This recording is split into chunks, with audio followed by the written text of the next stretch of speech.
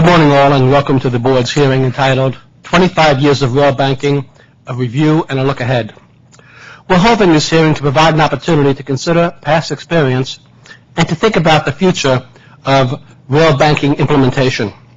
Specifically, we have gathered today to examine the impact, effectiveness, and future of rail banking under Section 8D of the National Trail System Act. To set the stage, I would like to spend a few moments on the origin of Section 8D. The time was 1983, and the freight railroad industry had struggled through years of financial hardship. And although the railroads had abandoned many thousands of miles of track, the process of rationalizing the railroad was slow, and the carriers were still burdened with substantial excess capacity. With the passage of the Saggers Act in 1980, freight railroads were able to abandon unprofitable lines with greater ease and to rationalize their system in other ways as well. The rail abandonments that followed passage of Staggers helped ease the financial hardships faced by the freight rail industry. But the numbers of miles of rail line being abandoned caused concerns of another sort. Congress saw that valuable corridors that might one day be restored to rail service under changed circumstances were being permanently removed from the nation's rail network. Once removed from the rail network, buildings and other structures erected on former railroad rights-of-way could preclude the return of rail service. So in 1983, Congress acted, passing the Section 8D of the National Trail System Act to create a program to allow preservation of railroad corridors for future railroad use. Congress called the plan rail banking and allowed rail carriers that would otherwise be allowed rail corridors that would otherwise be abandoned to be used in the interim as recreational trails. Over the past quarter century, the board has worked hard to satisfy the mandate of Congress that Congress charged us with Section 8D, preserving rail corridors for future use. Through the Trails Act and the board's implementing regulations, interested parties have the opportunity to negotiate a voluntary agreement to use railroad rights-of-way that would otherwise be abandoned as recreational trails.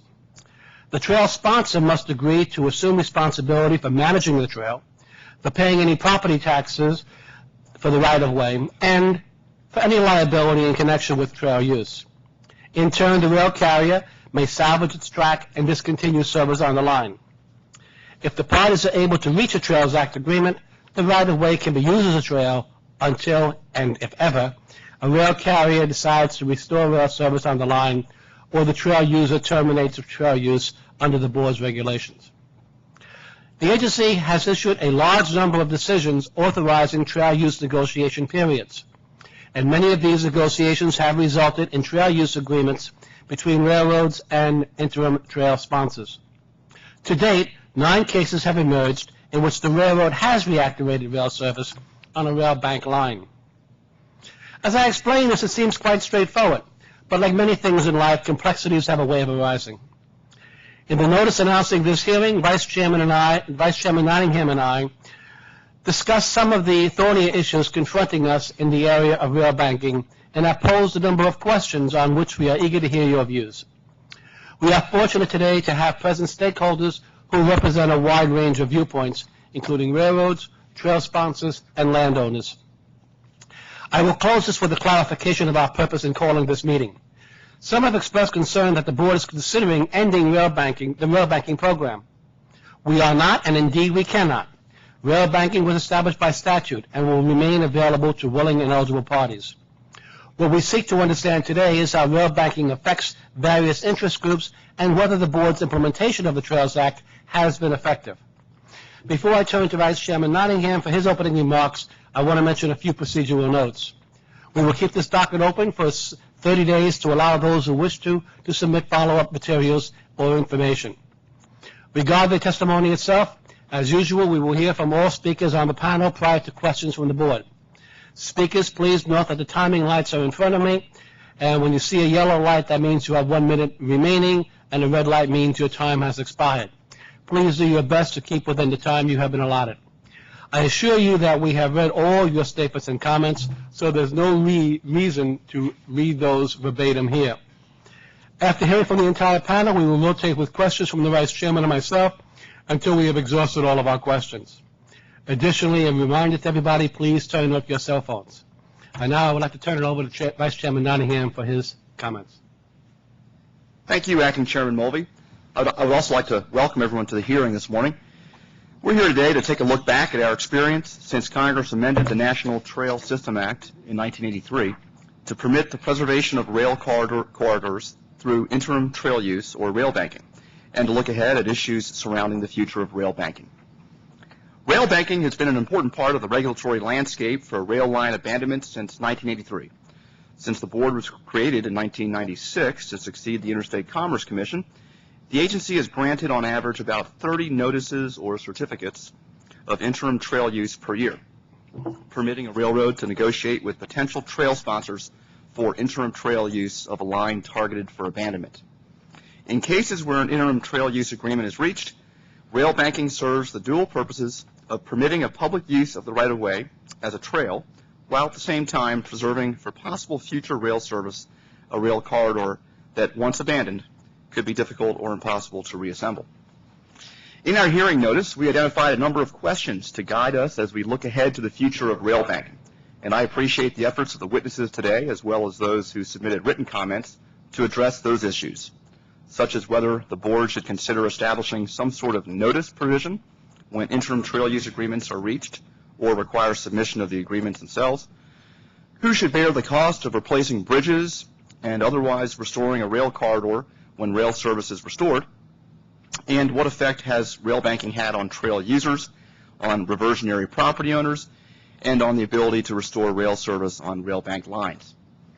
I am pleased that we have appearing before us today witnesses from the major stakeholder groups with an interest in rail banking, railroads, trail sponsors, and adjacent property owners, who can help us address these questions and more.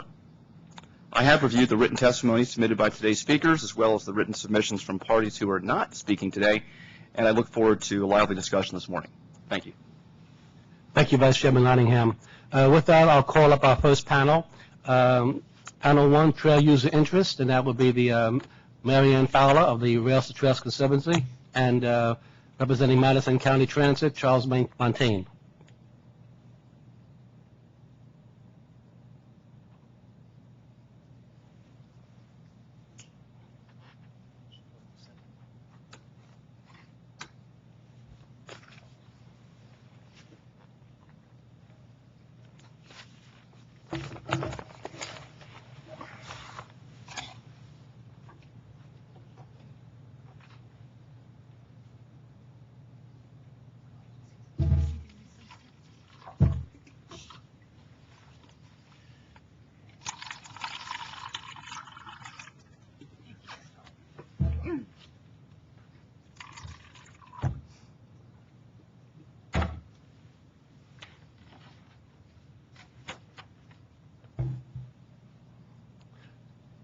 We just Ms. start? Muntane, do you want to begin?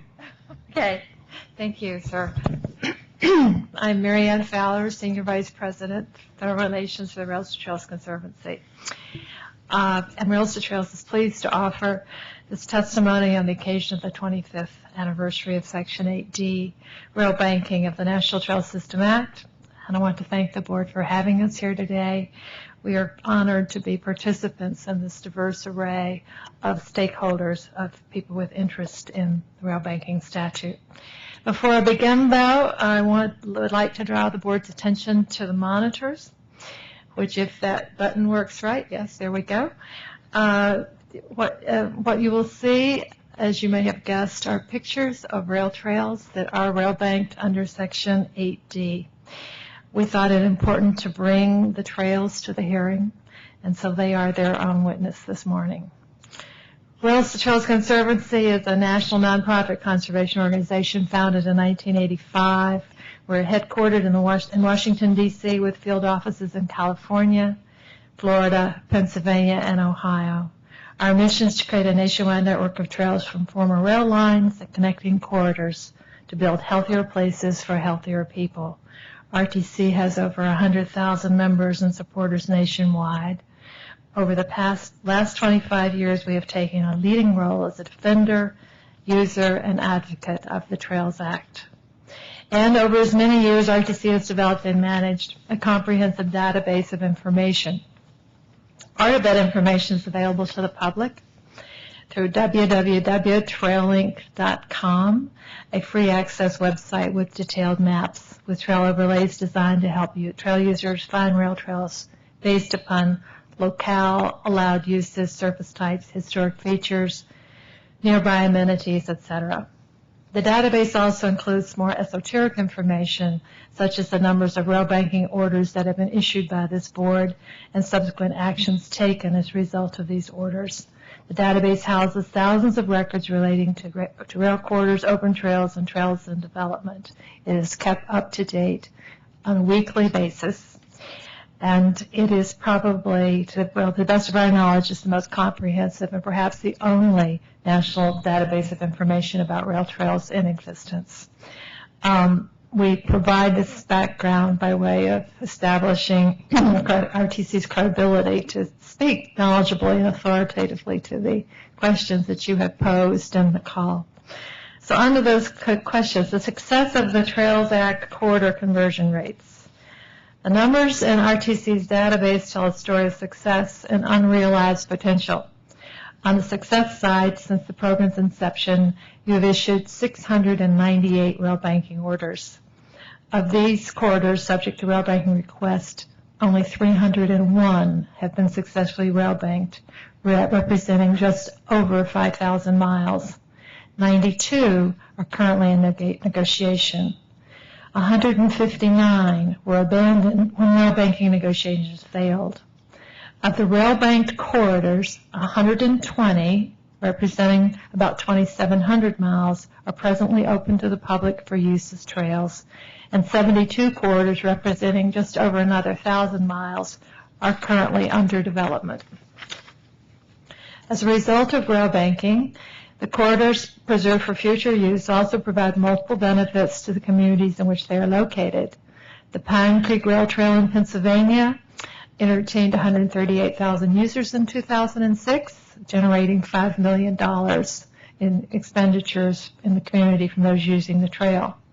Boston's Minuteman Trail, for example, serves an more urban area, has over 1 million users each year, many of whom have incorporated the trail into their daily commute. The statute has given us treasures that range from the Cowboy Trail in Nebraska, which at 320 miles is the nation's longest rail trail, to the High Line, an elevated industrial corridor in Midtown Manhattan, which opened just a few weeks ago. Everyone's trail is special. Everyone's trail is the best. The 159 corridors whose rail banking negotiations fell short were subsequently abandoned, totaling 2,974 miles.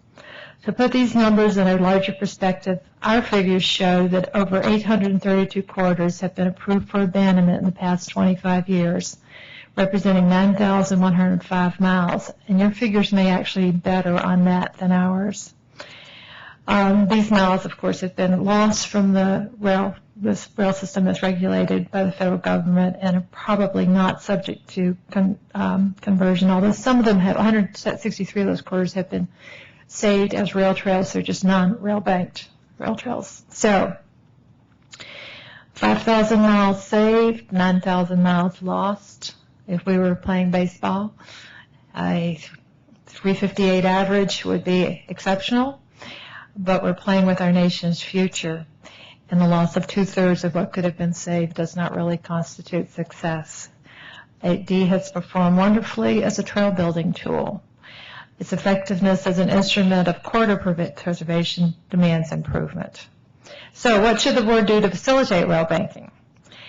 Well, part of the answer to that question goes back to the original decision in 1986 when the ICC chose to adopt the interpretation that rail banking was a discretionary activity, and that tack left the preservation of the nation's built system solely to the discretion of private railroads. This hands-off approach, whoops, my name tag fell over. We would not want to lose track of who I am. I wouldn't want to lose track of who I am. We know who you are. Anyway, the way we deal with rail banking stands in stark, or you all deal with rail banking, stands in stark contrast to the offers of financial assistance, the long-standing provision on which the ICC transfers rail corridors from railroads to railroads, and that's a mandatory process. In the absence of any regulatory mandate to participate in rail banking, many railroads decline to rail bank corridors based on misplaced concerns about potential residual liabilities, the lure of windfall profits through private sales, an unwillingness to leave a corridor intact that might someday be reactivated by a competitor, or for no apparent reason at all. Some bold railroads even use the threat of rail banking to make piecemeal corridor sales to adjacent landowners, even in cases where the adjacent land already owned the underlying fee. Now, these reasons, we didn't make these up. These are reasons that railroads have told us over the years as to why they have not rail banked. The methodology for evaluating the cost of a rail corridor for a trail manager is also different in the rail banking process from the OFA process, leading to some very high prices, which are just simply not reachable by public or private organizations that would want to reserve a corridor. So we think there's some modest steps that the board could take that could encourage and facilitate rail banking. First, the time period between notice of abandonment and effective date of abandonment is frequently too short for public agencies to respond. Since exempt abandonment procedures apply to lines that have already been out of service for 2 years, there is no need for such an expedited time frame, particularly since this rush may well preclude rail banking and interim trail use. These time frames should therefore be lengthened. Second, the STB should re-examine the required language for filing statements of willingness and the breadth of the interim trail manager's required assumption of liability. This language, for example, has prevented the state of Florida from participating in rail banking due to state statutory limitations of the state's ability to assume liability. So we've got a bit of disconnect between the federal and the state law there. Third, it's our experience that 180 days is almost never a sufficient amount of time to negotiate a rail banking agreement. Sometimes you can't even get anybody on the phone in 180 days. It requires multiple extensions as a hardship on potential trail managers, particularly for private organizations who have to pay that $350 fee every time an extension is made. So instead of 1 year, time frame might be more appropriate for interim trail use negotiations. Fourth, and perhaps not so modest a proposal, to best protect our rail corridor infrastructure from future deterioration, the board should make 16 U.S.C. 1247D mandatory rather than discretionary. Next question, should a notice or a copy of the Trails Act be submitted to the board? Scrutiny of the rail banking statistics that provided by RTC reveal that status of 109 corridors is unknown. And these are rail banked corridors. And so a requirement that a Trails Act agreement be filed would help in keeping track of those and help us to have better, more complete information and therefore evaluate the program more effectively. And a document of record might also be helpful in addressing the issues that arise upon the time of reactivation. Who should bear the cost to restore a rail corridor for rail service, including replacing any bridges that might have been removed during interim trail use? The railroad, of course. Since this witness has succeeded me, will address this question in detail. I'll just make 2 quick points. One is that many corridors proposed by the railroads for abandonment subsequently rail banked as trails are the very ones that are most vulnerable to such natural forces as flooding and erosion. Cost of constant repair led to loss of economic viability and to the railroad's decision to cut its losses and seek abandonment. Once converted to trail use, those elements continue to undermine the corridor and its structure. Restoration to a standard necessary to accommodate trail use is one thing, to a level to sustain the tonnage of a train quite another. To require a trail manager upon reactivation to bear the cost that the railroad itself was unwilling to shoulder is just too unfair. Secondly, the rail banking provisions of the Trails Act were adopted by Congress as a long-term strategy for corridor preservation. Structures deteriorate, technologies and design change. Pursuit of a policy holding trail managers responsible for maintaining railroad features to a standard necessary to accommodate rail use at a future time leads to absurdity. Imagine 50 years hence when a train's second deck magnetically levitates above a rail-based carriage. This wondrous train is way too high to fit through the somewhat dilapidated, perhaps more than somewhat dilapidated 19th century tunnel. would anyone seriously suggest it is the trail manager's responsibility to anticipate and pay for future railroad facilities?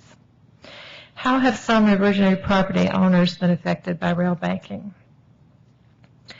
There's been much sound and fury over the purported impact of rail banked orders on the putative property rights of adjacent landowners, or the so-called reversionary property owners.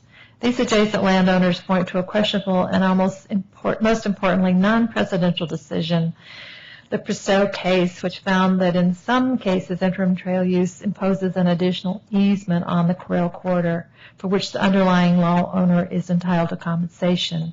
However, it's important to note that the courts have never found that the use of these corridors for rail banking in any way imposes these so-called reversionary interests. In other words, if a state or a political subdivision acquired a corridor and simply banked it, unused and undeveloped for the foreseeable future, while in the meantime wholly excluded adjacent property owners from the land, these property owners would have no cause to complain about a taking of their property, since rail banking is unquestionably a permissible use of railroad easement.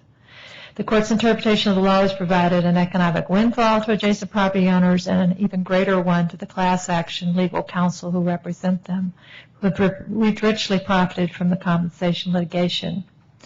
As a result of interim trail use, the underlying property owners receive a payment from the United States government to compensate for the additional use trail easement in the corridor, while at the same time they now have access to the corridor from which they would otherwise have been excluded, and they retain the underlying fee interest in the corridor and the right to repossess the property if interim trail use ceases without any reactivation of service.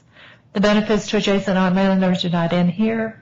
Study after study has demonstrated that trails increase the value of adjacent property more than similar property not adjacent to a trail, and protect their homes from flood damage by absorbing excess water. Adjacent property owners, including some of the most vocal opponents of the trail, are the most avid users, with the attendant health and, oops, that's that yellow light. So they have many benefits. In conclusion, we have an extraordinary investment out there in our built rail system. Congress gave us the National Trail System Act and the Trails Act as a tool to accomplish the goal with which to protect it. The Surface Transportation Board and RTC have been partners in this endeavor, and the statute has become a forging policy which has not only given us the 2,700 miles of rail bank trails, but has also created an atmosphere in which we've had many other rail trails conversions, so that we now have 15,347 miles of open public rail trail nestled in former rail corridors, and more to come. Between us, we've done well, but on balance, not well enough. We look forward to a stronger partnership and addressing, as we tackle the old problems that we have identified here today. Does that mean you turn off the microphone? No, continue. Oh, okay. The new ones that will arise as we see urban relocations and rail with trails opportunities as an outgrowth of reactivation, and the even newer ones that we haven't thought of yet. But we will, because we must become better stewards of our trail estate. Thank you. Thank you very much, Ms. Fowler. Mr. Muntane. Mr. Chairman, good morning. My name is Charles Monte, and Mr. Vice Chairman. I have the honor today to testify on behalf of Madison County Transit, which is runs the public bus system for Madison County, one of the Illinois suburbs of St. Louis. Mr. Kane, the executive director with whom I worked on rail banking and rail trails and preservation of right-of-way for mass transit for the past 20 years, asked me to specifically note to the board that Madison County Transit is also responsible for urban mobility in the St. Louis area generally, as it runs the van and carpooling system, organized van and carpooling system for the whole metro area, and is in general very committed to what he calls green transportation, and accordingly views the subject of this hearing as extremely important, not only to his agency, but to the St. Louis metro area generally. MCT has extensive experience in proceedings before this agency involving rail abandonments and rail trails. I have even more extensive experiences. Some on the board know, especially at least one of those ladies behind you. I've been at this since practically the inception of the statute. I'm here today, however, specifically on behalf of Madison County Transit, which has a considerable interest in rail banking, as it has participated in 6 different proceedings that we could count over the past week, 5 of which were successful in acquiring trails, rail bank corridors, and all 5 of which actually have trail development on them at this time. I want to thank the board for having this hearing. This is the first hearing, actual oral hearing I have been to on the rail banking statute or in a rail banking proceeding since I think 1988, when the CSX or the Tessie system was abandoning the Georgetown branch here in town. And at that time, there was an oral hearing on the EIS that then the ICC required for the system for the Georgetown branch. And I think this is the first time since then that there's ever been a hearing on rail banking, the trail statute. So that's a welcome. I think this is a welcome action. Whoa. I'm not sure what happened to my chair, but I'm going to substitute. The little lever, you pull up on that and then you pull it back up again. But maybe I kicked it with my foot. You have to be careful with your leg. You'll sink down. So. Oh, well, if it'll happen to me. This is the first comprehensive review also, I believe, that the Federal Rail Regulatory Agency has undertaken of the statute since roughly 1990, when the ICC issued a policy statement in Ex Parte 274. The policy statement at that time was directed at the initial implementation of rail banking. That is how the agency construed the rail banking statute at the time of abandonment. That's primarily oriented toward the acquisition of the about to be abandoned corridor for continued public use of some sort and its preservation. Not much has changed since that policy statement. I see no real reason to ask for a diversion from that policy statement or the policies that the old ICC was implementing, with one possible exception, to which Marianne, my old colleague from RTC days, alluded to. I'm older. And that is that if the board is genuinely interested in exploring ways to enhance use of rail banking upon at the time of abandonment, and you lose the opportunity after abandonment has occurred, about the only adjustment I can reasonably think of to go in the direction of enhancing its use would be to look at some kind of mandatory application of it. That would be difficult given the position of other interest groups, but at least in some circumstances, such as in cases where a rail bank trail exists, you have a segment that is currently in rail use connecting to the rest of the built rail system, and that segment that's in use then comes up for abandonment, and for whatever reason the railroad refuses to negotiate a Trails Act agreement. That can result in a severance of your rail bank section from the rest of the main line. And it seems to me to be incredibly unfair if that were to disqualify the severed section from continued rail banking preservation. And in circumstances like this, the board needs to develop some kind of policy so it doesn't put those rail bank segments that exist and were rail banked in good faith by the railroad at the time, put those at risk, because opponents of rail banking will frequently argue that a severed section it's no longer eligible for rail banking on grounds that it somehow can't be reactivated because of the severance. So at least in those circumstances, you might at least give some thought there. The bulk of the thrust of the board's other specific questions relating to the Trails Act seem to me to relate to reactivation issues. If you are going to reactivate rail service on a rail bank corridor, how should you go about it? What should happen?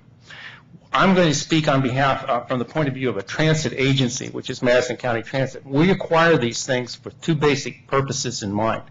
One of the principal purposes is there's a light rail system in St. Louis, and Madison County Transit, being interested in green transportation, wants to preserve corridors for an extension of that service into Madison County. If you look at the maps that I furnished as exhibits, you'll see that many of our rail trails look like they're a fan or set of fingers spread out from the St. Louis metro area.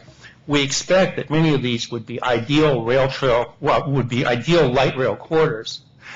In addition to that, because the Madison County Transit is a green transportation agency, they're extremely interested in trails. Why? Because they have a bus-bike system. They want to encourage people to get to their bus stops.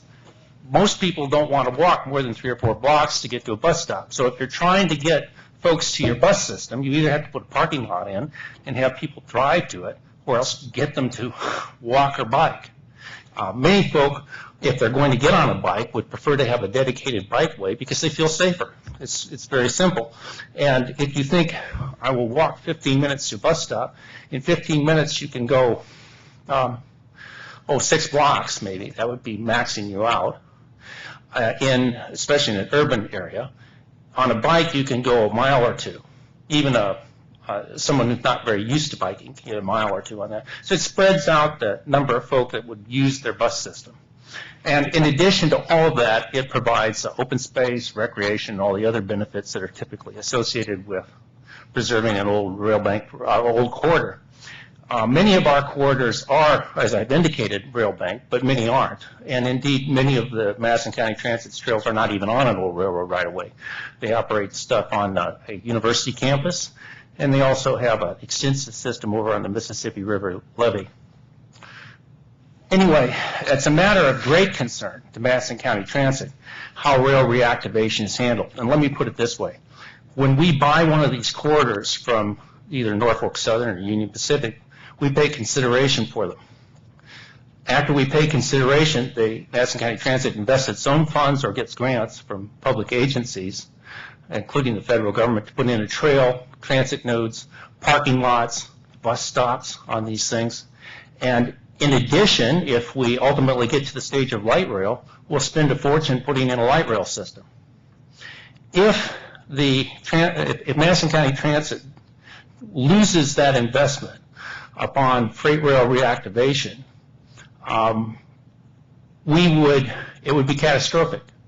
If the law is that the owner, the rail banking owner of a railroad right-of-way, has no right to compensation before freight rail service is reactivated, then rail banking loses its luster rapidly for an entity like ours, and we think for many other, at least urban, rail trail owners. We would probably be getting out of the rail banking business just as fast as we possibly could. Now, as I've indicated in our written testimony, we're very concerned about a case that came out, I believe, in 2004 called Georgia Great Southern. That has been interpreted by some as indicating that a rail-banked rail corridor can be restored for service without any compensation whatsoever. Without any compensation whatsoever to the rail banker owner. That is extremely distressing to an entity like us. Now, I point out that especially on light rail, which is very expensive, the old ICC, at almost the same time it came out with that policy statement, came out with a decision in the Georgetown branch case saying light rail is compatible with rail banking. So you can put light rail in a rail bank corridor. Well, it's not compatible with rail banking if we can lose the whole system. Instead, it's like a setup.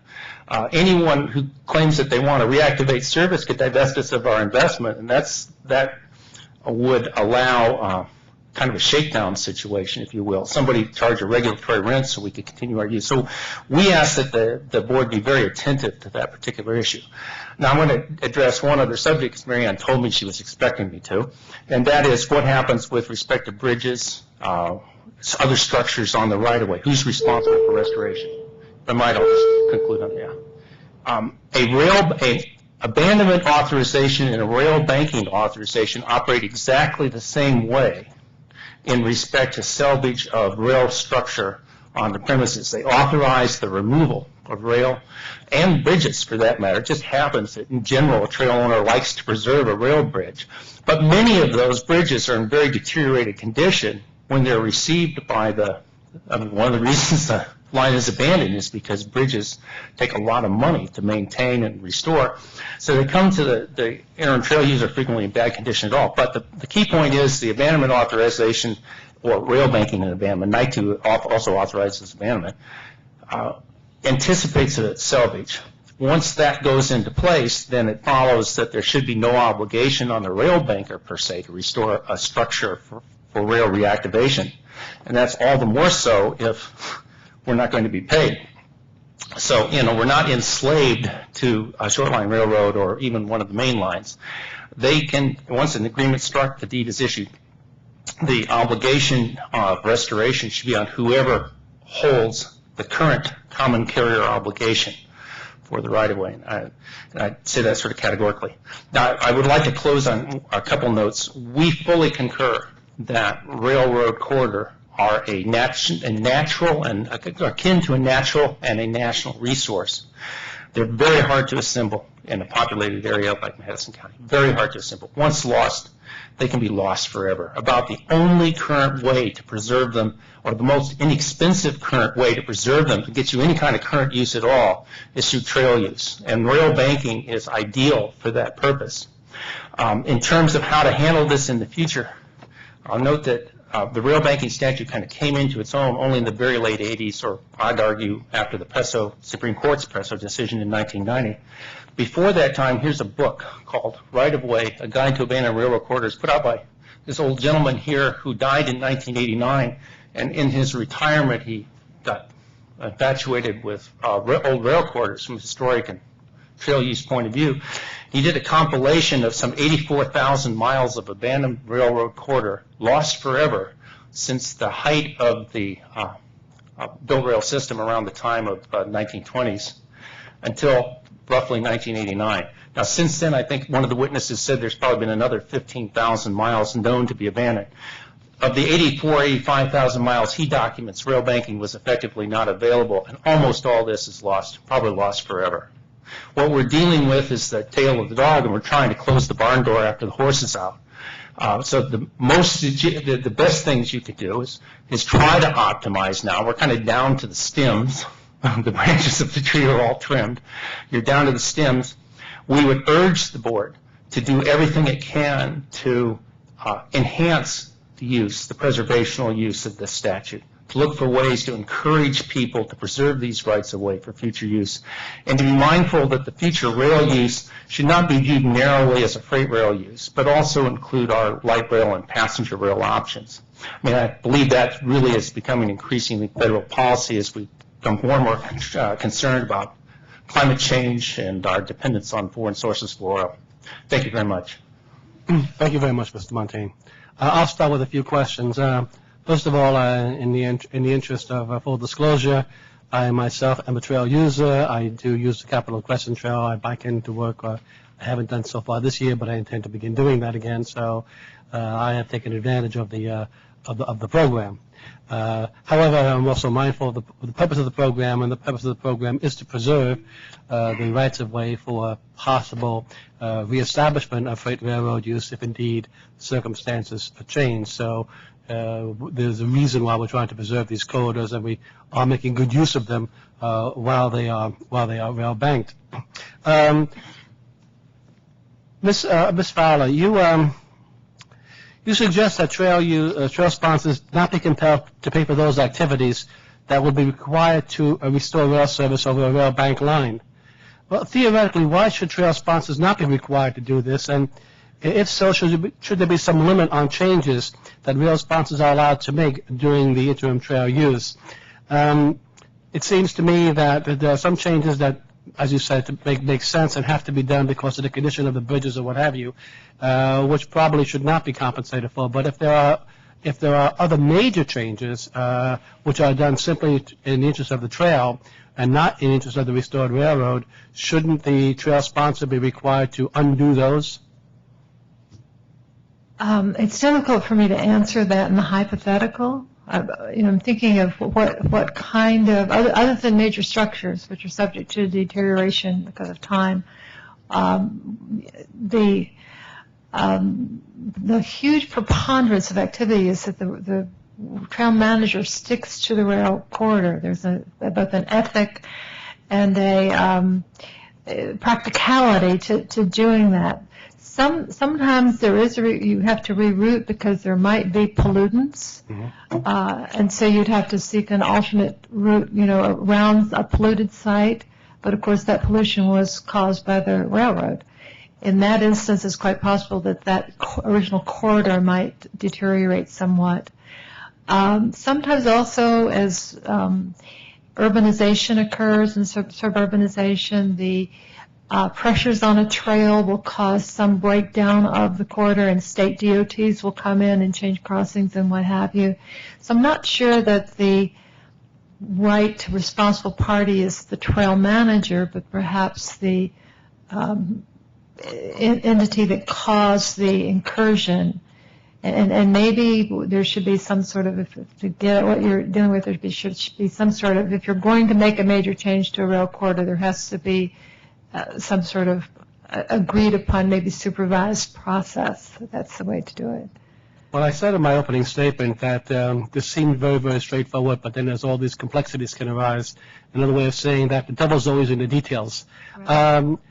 These trail use agreements, is it possible that a lot of these issues can be resolved between the trail sponsor and the railroad in the trail use agreements, and there could be parts of those agreements that spell out clearly who's responsible for what, and so that we don't have disagreements over who should pay to restore the bridges, etc. That could all be spelled out in the trail use agreements, and I addressed that to both you and Mr. Muntane.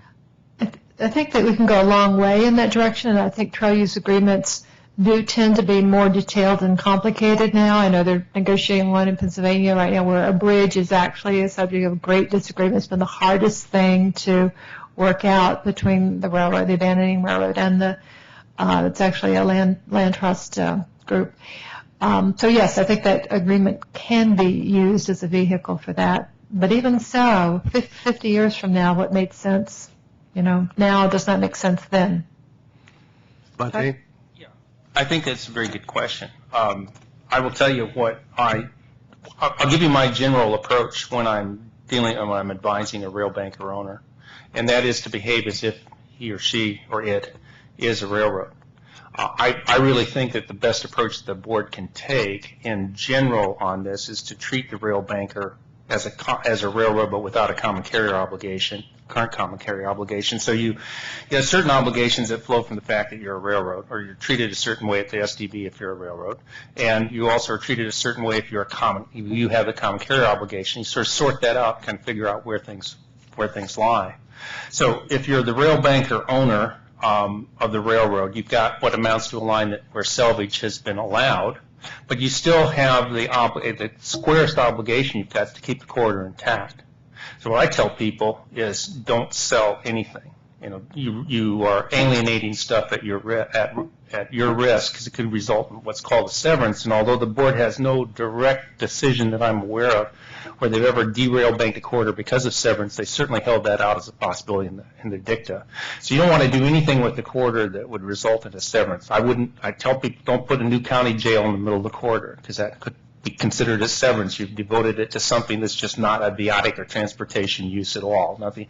But what does a railroad do with its corridor? Well, it will allow streets to be located on it. Many of them will allow a trail to be located on it. Many will put parking lots on it, especially in urban areas. So those kind of uses, they sort of flow. They commonly are not understood as a significant interference with the rail use. Then I advise them if the county or state highway department approach you and they say, we got to get rid of this big old bridge because we want to widen our 2-lane road to be a new 6 or 8-lane interstate. You just a bunch of trail users. Let's take out this bridge. It'll cost us a fortune to restore it for rail use. I say, well, I don't know what the board's going to do there. I advise you to get the state highway department to agree that if a railroad's ever restored and someone tries to tag you with liability, that you require the state highway department to bear that cost and not assume it yourself. And that's generally what Madison County Transit tries to do with Illinois DOT, because we're hit up with this kind of stuff all the time. But realize that Madison County Transit can afford to hire people like me or Fritz Kahn or someone else around here that could say to them, you better watch out. A lot of folk out there they don't know what Washington D.C. federal regulatory practice is. And certainly the STB has no best practices guide out right now that is advising folk on what they ought to or ought not to do. In general, then, my view on stuff like bridges is that because the abandonment authorization allows the removal of structures, and that's commonly understood to include bridges, that the fact that a bridge is removed pursuant to an abandonment or rail banking, same thing, should not result in liability either on the part of the railroad that salvaged the bridge in the first place, or if the rail banker salvaged the bridge, on his liability either. The responsibility to restore those kind of things should rest with the person who gets the current common carrier obligation or reactivates it, just as if you were doing new rail construction. If it's new rail construction, the underlying owner of a parcel that's going to have a bridge doesn't have to build a bridge for the railroad. The railroad builds the bridge for the railroad. So that's how I'd handle that. But in terms of how the corridor itself is used, my advice to my client, and I would think it would be consistent with the board's view, would be don't do what a railroad wouldn't do. Now, having said that, some railroads will certainly sell off, and they don't have to go to the board for approval, surplus edges on their corridor. They'll sell off the underlying fee and preserve a railroad easement. Heavens, I've seen instances recently where some of the railroads even purport to sell the whole thing and don't reserve a railroad easement without getting an abandonment authority. And those are very troubling. Certainly, if you're going to let a railroad go free, well, it'd be able to sell off its underlying interests in total without any kind of sanction, then that narrows the possibility. I mean, why should more be required of the rail banker owner? In general, a railroad probably should be keeping at least a railroad easement and its basic structures intact until it gets effective abandonment authority. And similarly, a rail banker should be at least keeping the corridor intact, sufficient to operate a trail and a railroad until it either derail banks the thing or until there's rail reactivation of some sort. I don't know. That's sort of a general view of how I think this thing should probably shuffle out. It's fair to all. It does occur to me that if there were more specific details of what should and must be preserved or would be preserved in the railroad agreement, that would actually give the trail manager some protection against other powers or entities in the states, like the state DOT or what have you, who are pursuing their own interest of wanting to take a bridge down. They'd have to find ways of doing that were compatible with protecting the both the trail integrity as well as future railroad integrity. On the other hand, we had this sort of crazy mayor down in Texas who put a heliport right in the middle of the rail trail, and I don't know what you can do about things like that. I mean, he's not in office anymore, and that is a community that's not particularly economically viable, and they were left with a heliport in violation of the law. So there you have it. One other note. On bridges, for example, you have highway crossovers of rail crossover of highway. In general, the board has taken a kind of hands-off position on crossings generally. So you have river bridges, you've got highway bridges, you've got railroad bridges. All of them have a kind of different sort of feel, and it's hard to come up with a general rule. I've negotiated many trails use agreements on behalf of the rail banker owner, and I don't recall of any instance where we ever thought that the rail banker owner would have an obligation to restore a bridge, although in general it's in the interests of the rail banker owner to do so wherever possible. Wherever they can get away with it, we like to do it, because the bridge will support an 80-ton or locomotive or a coal train. It's going to support whatever a trail user puts on it. The main threat to these things tends to be washout problems at rivers and state highway departments. So if you were to do something, maybe make the state highway department or county highway department liable for restoration, that would help scare them off, honestly. I kind of like that. Would it be helpful to, would it be useful or helpful for the board to work with trail owners and railroads or through the rulemaking process or what have you, to develop some sort of prototype or some sort of sample of a Trails Act agreement there, saying these are the things that need to be addressed or that should be addressed or that are recommended to be addressed in the Trails Act agreement, so that some of these issues would be resolved in the agreement and would not be so contentious? Or do you think that it's just too complicated to come up with a prototype? As long as the prototype were not mandatory, but were suggestive, but maybe you violated the prototype at your own risk. And also as long as there was good public input into developing the prototype so that we would have a variety of perspectives. I think that could be very helpful. We try to provide templates and prototypes to people rail banking trails. As a matter of fact, we sometimes fill them out and what have you. So the more consistency we can get, I think the better it is. When you have developed those on your own, have you worked with the railroads to develop those, or have they been basically developed by the Rails and Trails Conservancy for people trying to develop a trail? Mostly with the Rails and Trails Conservancy for people trying to develop a trail. I was sort of thinking of one that took into account all parties, or both parties. Yes, and I think that would be very good, yes. The issue of an agreement is a tough one, I think. From my point of view in dealing with railroads, I see them as the people in the most powerful bargaining position, because it's kind of, if you've ever read the science fiction book Dune, it's how Paul Muad'Dib ultimately wins is he's able to destroy something. It's not that he can beat the empire, it's that he can destroy everything. And ultimately, when you want to apply the rail banking statute, it's generally in a situation where if you don't get the agreement, then the whole corridor is going to fall apart. So you're under considerable pressure by the railroad to do what they say.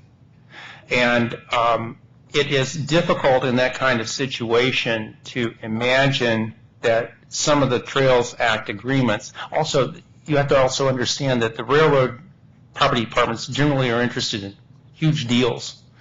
And especially with the larger carriers, don't want to waste a lot of time on some 4-mile abandonment and palavering over the details of something that they don't want to really deal with, because they get their commissions and get their salary by maximizing the amount of money they get for the railroad. So it's a difficult situation. I think that perhaps a way to approach it, certainly there are private agreements that deal with many of the subjects like rail reactivation. There are rail banking agreements that do deal with that, talk about what should happen, at least in bare bones fashion. But maybe develop a set of presumptions on what should happen that could be altered by agreement so that it's on the table. The other issue you have is, as I said, the horse is out of the barn. First, the horse is out of the barn on most of these things have been lost already. The amount of abandonments we're going to see in the future is going to taper off even more, so that most of the rail banking agreements, to the extent they've now been reached, are in place, and they won't have the benefit of a set of best practices or guidance from the board. In retrospect, it would be nice if rail banking had been available in 1928 and ICC had worked out all this stuff for us, so we'd have it in place by now. But one wants to be careful of retroactive application too. Thank you. Vice Chairman Nottingham, any questions? Thanks, Acting Chairman Mulvey. Yeah, just a couple of questions. Ms. Fowler, thank you for being here, and thank you for all your good works. You're welcome. I want to make sure I understand your testimony. You made the point, I believe, that on the discretionary versus mandatory aspect of rail banking, yes. The idea whether, if I understand it correctly, your point is that railroads, when they seek to abandon rail property, should be required to enter into a trails agreement, whether or not they think it's a good idea or in their best interest or not. Is that a fair? Yes, because that's the mechanism that Congress has established for preserving the corridor. I think that's the primary value here. One way of preserving the corridor is for a short line to take over operation that preserves the corridor. So as we go down that chain, then the next option is rail banking. That preserves the corridor. So it's not so much that they're being forced to make a trail. It's that is the means for preserving the corridor that Congress has identified. Did Congress mandate that railroads enter into trail agreements? If so, I guess our current policy is against the law, so I need to know that. Well, there was, as I understand it, this is before, not being as old as Mr. Muntane seems to think I am. This is before I joined the Rails Trails Conservancy. So Chuck can maybe shed more light on this. But my understanding is that initially the ICC was inclined to think that yes, Congress had meant the rail banking to be a mandatory. Following that line, if the major carrier wanted to abandon, if no other rail line wanted to carry on the railroading function or use of the corridor, then if there was a willing trail manager, that would be that would occur, and that there was huge, sort of backlash, if you will, from the railroad industry for that interpretation of Congress's law. And that's when the ICC came out with that interpretation. It was challenged in court, and that eventually the courts ruled that the ICC's interpretation was a reasonable one, not the only possible one under the construction of the law, but was a reasonable interpretation. So that, where does that leave you in terms of congressional intent? Certainly, every time we looked at possibility of going back to Congress to strengthen the law, it seemed not to be at the top of Congress's list of priorities and not have much chance of passing. I mean, members of Congress were interested, but you never want to particularly introduce something that you don't think can, make its way through. So that's where it's been left. I would just say, as one commissioner, that my read of the statute is Congress did not mandate that railroads enter into trail agreements, and they did that very purposefully in a consistent manner with most of the other major, what I'll call, natural resource preservation statutes that exist, whether it be historic preservation, which certainly has some mandatory components to it, but open space and scenic easements, all very important social goods that we try to, and Congress has tried to promote, but typically not so much in a mandatory way. I'll give you an example. One of the thresholds for qualifying for protection as an historic property, as I'm sure you know, is that the property be 50 years of age or older. If property owners out there felt that the law was going to be changed to mandate that every piece of property that turned 50 was going to be encumbered with historic preservation restrictions on reconstruction or redevelopment, that would be a huge sea change. I mean, it would also trigger some, I'm guessing, some private behavior about what people do when their property hits 48, 49 years, rather than, and it could be historically significant at that point, destined for great things, but the owner wants to take advantage of his or her property rights and decides to take down the property or something. So I just would say that I think the law is pretty clear that that railroads are not, by statute, are not required to enter into it, and that's consistent with many, if not most, of the historic preservation, open space, scenic. I say this as somebody who, as head of the Virginia Department of Transportation, dramatically increased investments, primarily out of the enhancement grant program, in trails, in Civil War battlefield scenic easements, and we were pioneers. We were one of the first states to ever put major money through the enhancement program into Civil War battlefield preservation. People before that thought that might not be legal or doable, and we did it, and we weren't challenged. So I say this as an advocate. I think you get better results when a social good is voluntarily pursued as opposed to mandated. And here, our challenge, we have to juggle multiple social goods here at the board. The social good of mobility and freight and passenger rail corridors, which have done a lot of good things for our country historically and will in the future, whether you look at trying to reduce our carbon footprint and get people less dependent on oil and gas, and the social good, of course, of trails. And I'm a trail user myself, and used a trail to get to work just last week. So I say this as a supporter of trails. But any feedback? I'll get Mr. Muntane.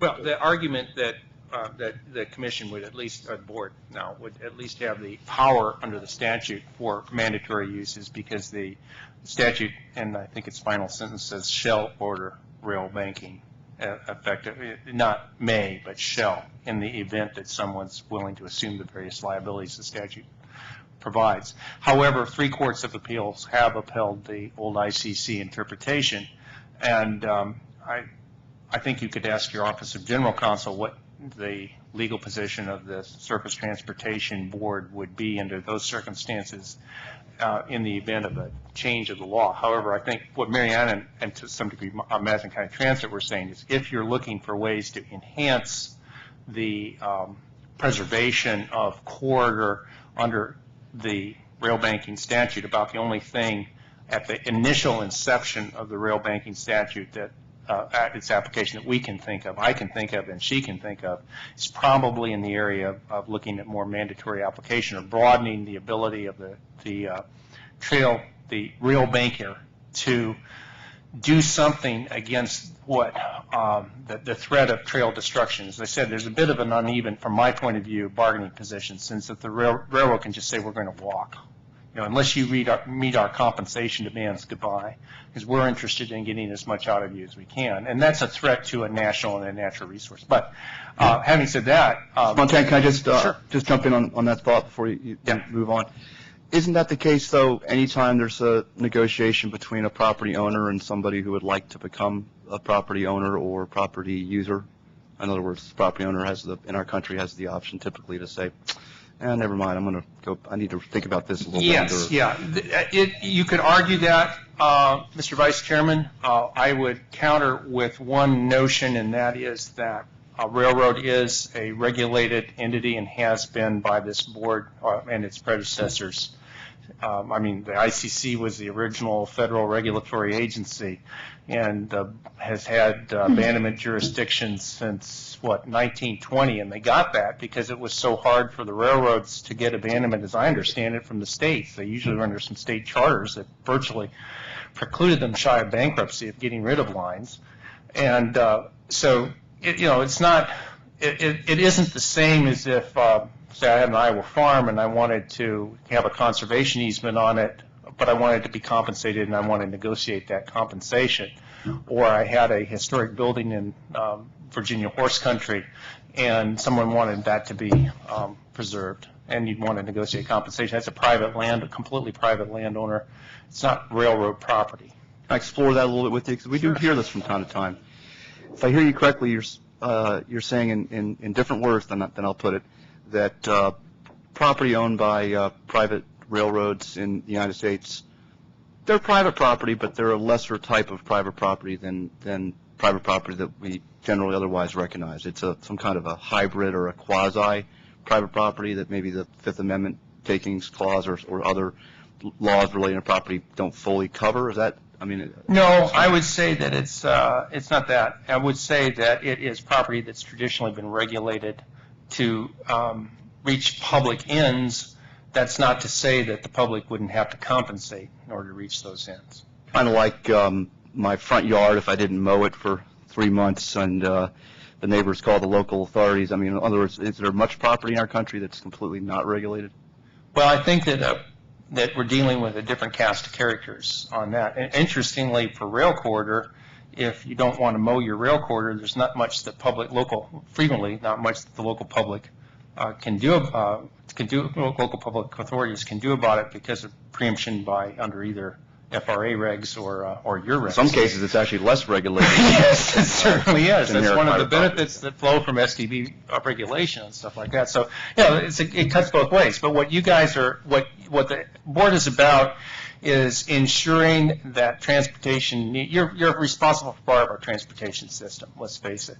To some degree, your jurisdiction is narrow, but there's no reason not to take into account within that narrowness other public benefits that flow from rail corridor preservation. And in the case of 16 U.S.C. 1247D, that's not a statute that's part of the Termination Act or was part of the old Revised Commerce Act. I don't think you're constrained under the Trails Act to just the rail policy declared in the Termination Act. You can look at other things and think about other things there, in addition to the fact that it'd be a hard argument for me to make that rail property, regulated rail property subject to common carrier obligation is the same as some guy living in St. Louis who doesn't mow his lawn.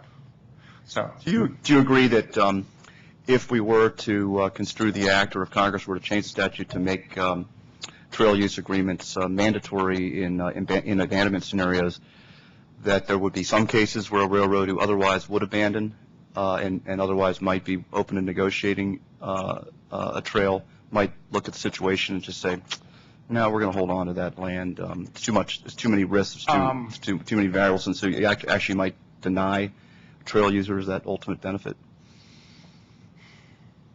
I think that there would be too many variables for me to project that kind of to really answer. It's possible, though, right? I mean, you've got to admit it's possible. Well, whenever one's faced with a system and human beings, just about anything's possible. Let's face it. It's kind of quantum mechanics. Right. People will act in their self-interest where they can, and yeah, I think it's in the self-interest of railroads to try to. They view their self-interest right now, and many of them have worked very hard on these things. And I'm not denying at all that some of these guys are genuinely interested in preserving the corridor frequently because their local staff use the things for trails too, or their kids use it to get to school. So many of these they're very happy as staff people to participate in these kinds of transactions. But let's face it, they're interested in maximizing the amount of money and minimizing the amount of liability on the part of the railroad. So they're looking at an equation where they have to say to themselves, how do I carry out my obligation to our shareholders, either by reducing our taxes, by reducing our liability for tort, because they typically salvage a bridge because you don't want some kid jumping off it, right, or falling off of it. It's an attractive nuisance in some states after abandonment. And how do we get the most out of the corridor? Can we sell it to the local highway department for a new highway? Can we sell it to a town for a trail? Can we sell it to adjoining landowners? So their equation is how can we best do that? And sometimes, as I've alluded to, my experience is that the transaction is so small it's just hard to get face time. You know, they just kind of pop. They'll contract it out to a disposal firm, which makes money by breaking it up. And those guys, it's hard to talk to them about a deal that we're offering. So, yeah, all kinds of situations out there in the world. Like I say, under my hypothetical, where if we did interpret the law to be mandatory, I do believe personally that there would be situations where railroads who otherwise would abandon and otherwise would be open to at least considering a trail scenario would decline to go down that path. No pun intended. In that scenario, then the next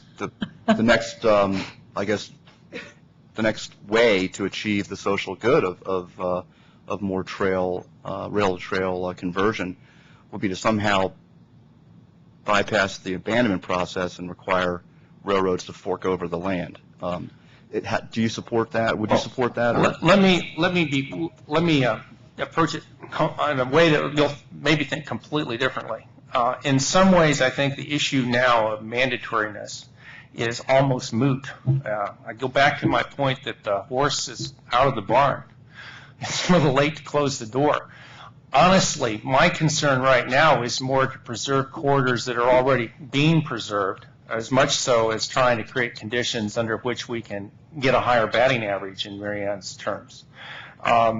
I think that if reactivation type issues are not handled properly, there'll be a tremendous incentive on the part of the entity I'm representing here today and many other agencies that are acquiring these with an eye toward using them for light rail or putting an expensive trail investment in, not to do that. Why would they invest if they're going to lose all their money? In fact, it may be contrary to local law for them to put an investment in property that they can be divested of for free. So the fear I have, and where I think if I were to make a recommendation to you of which I would prioritize in thinking about how to maximize use of this statute right now, is to look at reactivation and think in terms of what the interest holders on the rail banker side of the fence are looking at, as opposed to future rail abandonments. In the case of mandatory application, I'll be very realistic and suggest that it's not just a case of either discretionary or mandatory. There are certain circumstances, I believe, where you have a possible severance situation where the board maybe should think about doing something so that the rail banker has a means to protect itself against severance of its facility from the built rail system and the loss of the whole rail bank corridor as a result. And because it's not their fault if someone else in the middle decides they're just going to abandon and for whatever reason deed it to the local city councilman's brother-in-law for his parking lot for his Honda dealership or something. You know, you want to think about what you do in situations where you've got people in a pickle, that's consistent with the basic purpose of the statute to preserve these rights of way for alternative public uses and for possible future rail reactivation. I didn't understand I'm sorry, Mr. Vice Chairman, the scenario. First of all, let me say, I think if rail banking were mandatory rather than discretionary, you might find that railroads are more inclined to rail bank, because so often railroads tell us that the reason they don't is because it's often the case when abandonment first comes up, part of the shock of a community of having its rail service jerked away from it is that they have an instinctive negative reaction toward any other use of that corridor, and they think that it's because some of the people who want a trail are responsible for the abandonment, so there's antagonism toward a trail. And so railroads often tell us that that the public relations issues are just too dicey. They don't want to take the grief from the community, that they're the ones who make the decision to rail bank. If it were a required procedure, they would have that cover, which is they could say, this is, go call your congressman. Don't get angry at us. This is something that we have to do, or call Mr. Vice Chairman and tell him how aggravated you are. But the second scenario after that you postulated, I didn't quite understand what that was. Well, you raised a couple of good points, and I'll answer your question. One is that a major obstacle to trails, and we've seen this as we monitor these projects and these, is very often local government or local community resistance to trails, which often it does not get appreciated. People often assume the reason there's no trails is because some obscure agency in Washington must have thwarted it or something. Very often when I read the local papers and the clips, which the internet is so helpful to us in monitoring these days, it's local communities and towns who can't agree amongst themselves, which is, I realize, a tough challenge on its own. Answer your question, I agree with you that if trail use agreements were mandatory, once a railroad actually decided to abandon, they would be more likely to enter into negotiations because it would be the law. They'd have to. And they'd also, you're right, they'd also be able to tell local governments who might be in opposition, look, we must. But my point was that you may see some railroads who otherwise would abandon opting not to abandon, not to expose themselves to the process, which would be a shame for trail users, I think, long term. But that's just my own personal, view. I can't cite any. It's hard to prove a negative. It's a hypothetical. But I appreciate the panel's time. I've been taking up a lot myself, so I want to yield back to the chairman. Well, thank you. Just a couple of other questions. And Ms. Fowler, you requested more time between the notice of abandonment and the effective date of the Abandonment Authority. Others have argued that this would add uncertainty to the abandonment process rather than help it in creating a trail. Are there any other ways where potential trail sponsors could prepare themselves for potential rail banking opportunities rather than extending the time beyond what it's allowed now? Actually, in the new proposed, the Chairman Oberstar's proposed reauthorization bill, which would sub-allocate the transportation enhancements. And what that means is that local communities would have a guaranteed stream of money, knowing that was available to them. The reason that it takes so much time is that coming up with the resources, from the time you first hear about an abandonment to when you come up with the resources so that you feel confident you can move forward with a real commitment to preserve a corridor and enter into a rail banking agreement, that just takes time. And one of the reasons it takes time is because you don't know if you've got any money. So the sub-allocation of the main source, one of the main sources of money for rail banking could make a difference. We have tried with our early warning system to let communities know in advance as soon as possible, by monitoring the register and all this kind of stuff. At one point, we used to do an analysis of system diagram maps to see which lines were going to be up for abandonment, but then it turned out that railroads kind of didn't really use those, and so that didn't make much difference. Perhaps something that it's just how much time do you have from the, it's all about time and be able to put together the resources. Some of these abandonments kind of, from particularly the ones that are abandoned through the exemption process, which occurs more and more often. It can be just 30 days or basically 59 days or what have you. They vary depending on circumstances. I think it's something that should be addressed, and we have people on our staff that deal with this on a day-to-day basis. And if you decide to go in that direction, we have people who would like to have work with you. One final question for the group from me, and that is, we talked about the public use of the trails, and the reason for the trails program to begin with was to preserve the system of the railway network for reestablishing rail freight service. But today, our public use is also anything that would help get people off the highways and reduce congestion, et cetera. So instituting passenger rail, light rail, or for that matter, commuter rail, which would be heavy rail, but a light rail, should that be a purpose that is different? That if a trail goes to light rail, should that be treated differently from one that went to just a biking and hiking trail? And that once it was made into a light rail use with all the investment, et cetera, should there be some procedure for taking it then out of the rail bank program? That once it's made into a light rail corridor, then it's a light rail corridor and cannot be returned to freight rail use? I think freight rail and light rail are really incompatible because of the size, of the weight of the equipment, et cetera, so on these things. So for the most part, yeah.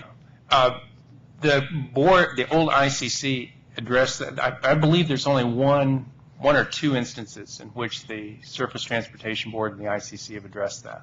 The first instance was with respect to the Georgetown branch, now the Capitol Crescent Trail, and which the local community interests opposed. Argued that there should not be any kind of light rail on the corridor because it would be incompatible not only with the trail, they argued, was the local, the adjacent neighborhood was arguing this, not the trail community. They argued it's incompatible with the trail, but they also argued it was incompatible with restoration of freight service. The ICC responded to the restoration point by saying that it's not incompatible because light rail operates on the same gauge in the United States as freight rail. And I think in theory, I've looked at quite a few of these systems for clients because I represent a number, in addition to Madison County Transit, a number of other urban rail banking parties. And when they review this stuff, they say the idea, when talking to rail engineers, is you can have time separation of the two uses. So you can have freight at night when you're not operating, or times you're not operating your light rail, and then light rail during the day. So you get the time separation, and you can use the same gauge. Now, in terms of weight of equipment, that's always a concern. But you may have limitations. There are limitations in the existing freight rail system to some degree. You have speed limitations, and in some places they're just not able to operate a huge coal train that goes down through an area. So there might be incompatibility. But the key issue for us is this: a light rail system or a commuter rail, any kind of commuter rail system is an expensive proposition to put in. And our key issue on reactivation is we don't want to be divested of that interest. Pedal should be to the metal if someone wants to operate freight there to get a deal with the entity that owns the right-of-way so that both of those systems can be operated compatibly. It makes no sense to, say, take from, if the light rail ever went in on the Capitol Crescent corridor between Bethesda and Silver Spring, and by the way, the Bethesda Metro stop has a knockout panel designed to accommodate that, always has, so that's been in the cards forever. Maryland DOT will ever come up with the money so they can do it. But it makes no sense to say to Montgomery County, if it ever got a light rail system in there for $100 million, to tear all that out or remove it or get out of Dodge because someone wants to ship 10 carloads of furniture or 10 carloads of cars to the Honda dealership down the pike. So, you need to take that kind of stuff into account. The rail property interest held by the rail banking owner should be taken into account, and the public interest should be taken into account. Even though this agency has a limited purview in that it focuses on freight use, one should always remember that 16 U.S.C. 1247D is not part of the Termination Act, and the purview of the agency should take into account the interests that statute represents. So something needs to be worked out. that protects the light rail. For that matter, if all we did with the thing was a trail, we would still want to have protection of that interest. It's just that the thing goes up an order of magnitude in cost, or 2 orders of magnitude, when you go to a light rail system. And Madison County Transit is very serious about this, although there's not a current plan because we're in a recession and they're having trouble funding the St. Louis light rail system as it is. Well, that's not going to, hopefully, that's not going to be the condition in the next decade. So, that's the reason I say I think the focus of the board, if it wants to encourage rail banking, should be on handling those kind of issues on reactivation. And honestly, from Madison County Transit point, we'd love to see rail go in. We'd love to see light rail because that means the economy is expanding, our population is expanding, and we're getting people into green transportation. All those things are wonderful. We prefer that some more minor use not get in the way of that then. And in the interim, we would prefer that the trail uses be protected so the corridor remains available for that light rail use. That's one of the reasons we acquired it. Thank you. I have no other questions. A couple quick ones, Mr. Acting Chairman. Thank you for your patience. Just to follow up on that, Mr. Muntane, I agree with you. Under the light rail scenario, it would be kind of practically difficult and somewhat infeasible, not technically or scientifically infeasible, but practically speaking, to put a local government or a light rail operator in a position of investing the kind of money you need to invest to build out that system, and then say, and by the way, anytime the owner of the underlying rail transportation interest, the freight railroad, wants to take this back, we're out of luck. We're just taking this risk. I mean, to me, perhaps shouldn't that be handled though, maybe outside of the Trails Act at some point, where you realize this land, we're no longer talking about rail banking, we're talking about conversion. We're talking about putting it into a different type of very long-term use, and that would presumably just require some compensation to the railroad. It's important to have the light rail. We're going to buy you out of your interest, or the railroad just donating it or giving it up. But to say, wink, wink, nod, nod, this is rail banked, but if anyone ever dares exercise their rights under rail banking, reclaiming it, there'll be huge problems. I would say this again. I think the rail banker owner should be treated the same way as the railroad that owned it, and that the commission, the board, in no instance that I'm aware of, when you guys allow transfer of real property in 2 circumstances. One is voluntary acquisitions. You have all kinds of provisions for that. In a voluntary acquisition, somebody gets a notice of exemption to acquire. A short line buys a segment from, say, CSX or BN. They'll file a notice of exemption for acquisition.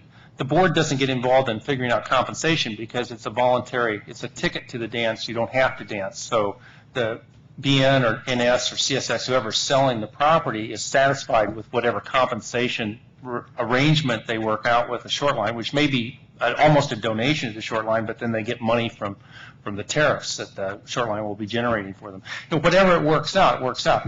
In those instances where you require a mandatory transfer of property, and those would be offers of financial assistance or feeder line applications, or mandatory use of property as under your alternative service regulations for emergency service or for temporary alternative service, when that's rarely used, but in those instances where it is used, either the parties have to work out voluntary compensation for the railroad property owner, or else this board will set compensation. I know that because I had to go through that in the last couple of years. The only instance that I'm aware of where there's been this issue of whether rail property can be transferred for free is on rail reactivation, and that's to the extent that that's what the Georgia Great Southern case holds. That's the unusual situation. So it's not a question of the rail banking owner obstructing rail service. It's just the rail banking owner. The rail banking owner should be treated like a railroad property owner. And you guys don't take railroad property and give it to another without compensation. That's just not what the STB has ever done before. Now, having said that, sure, there are going to be instances when adjoining property owners will oppose a trail going in, and they may well oppose a light rail system going in, and they may well oppose a freight rail system going in. That's the Georgetown branch here in town. But that's a different issue. Sure, people are going to use any kind of thing their lawyers or they can dream up to oppose whatever they are opposed to. But the key for purposes here for a regulatory agency like this is, what do you do to, it's not so much balancing the issue interest, but carrying out the intent of Congress to try to preserve these corridors and to maximize the benefits from that or attain the goals that Congress set out for you. And I think that to do that, to maximize use of the corridor, the best approach is to treat the rail banker owner as if it's like a railroad. And yes, you can order transfer of that property, but you should do so compensating the owner for its investment in that property, and then work out some mechanism for that. So if they don't reach a voluntary reactivation agreement, you may have to intervene and say, well, it must be done. You either work out this, or we're going to have you arbitrate the compensation issues, or we'll apply our equivalent of the OFA statute to it. But you have to come up with something that actually protects those interests in order to actually foster this statute and its continued use. Thank you.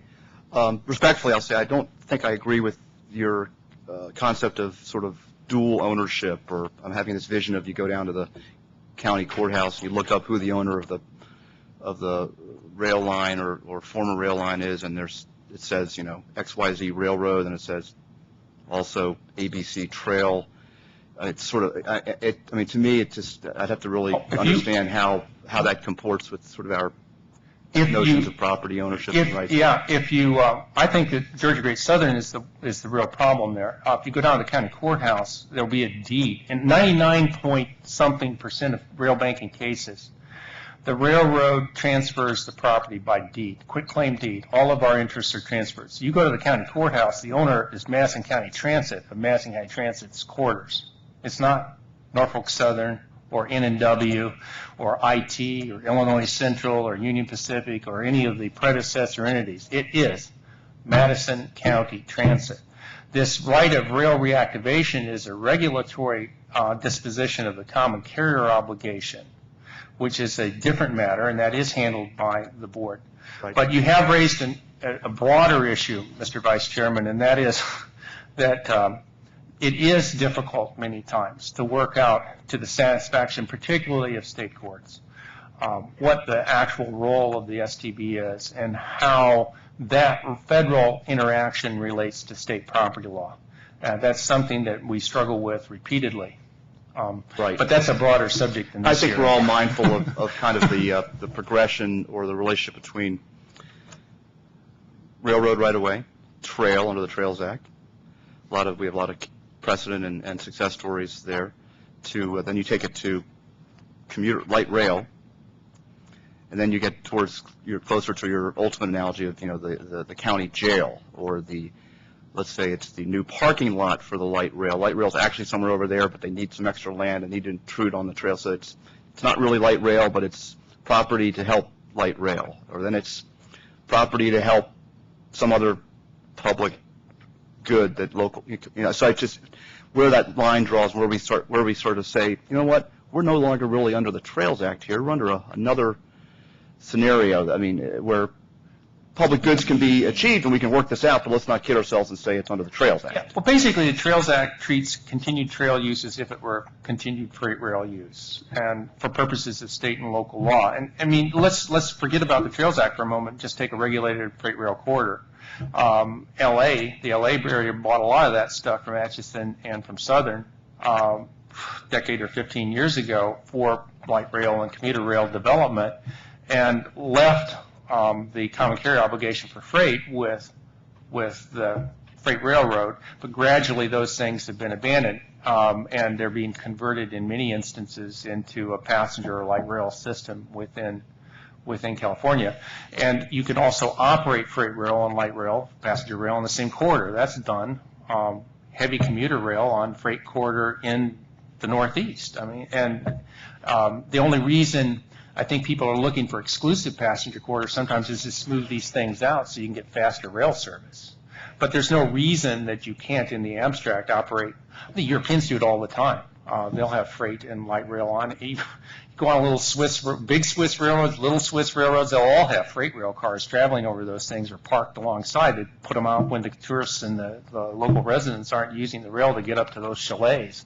Thank you. There's a considerable difference, however, in the weight of those trains, the impact of crashes and the like, and the amount of freight traffic on those lines compared to the United States experience. Indeed, and I don't want to belittle the safety concerns at all. I did have one last comment and question for Ms. Fowler.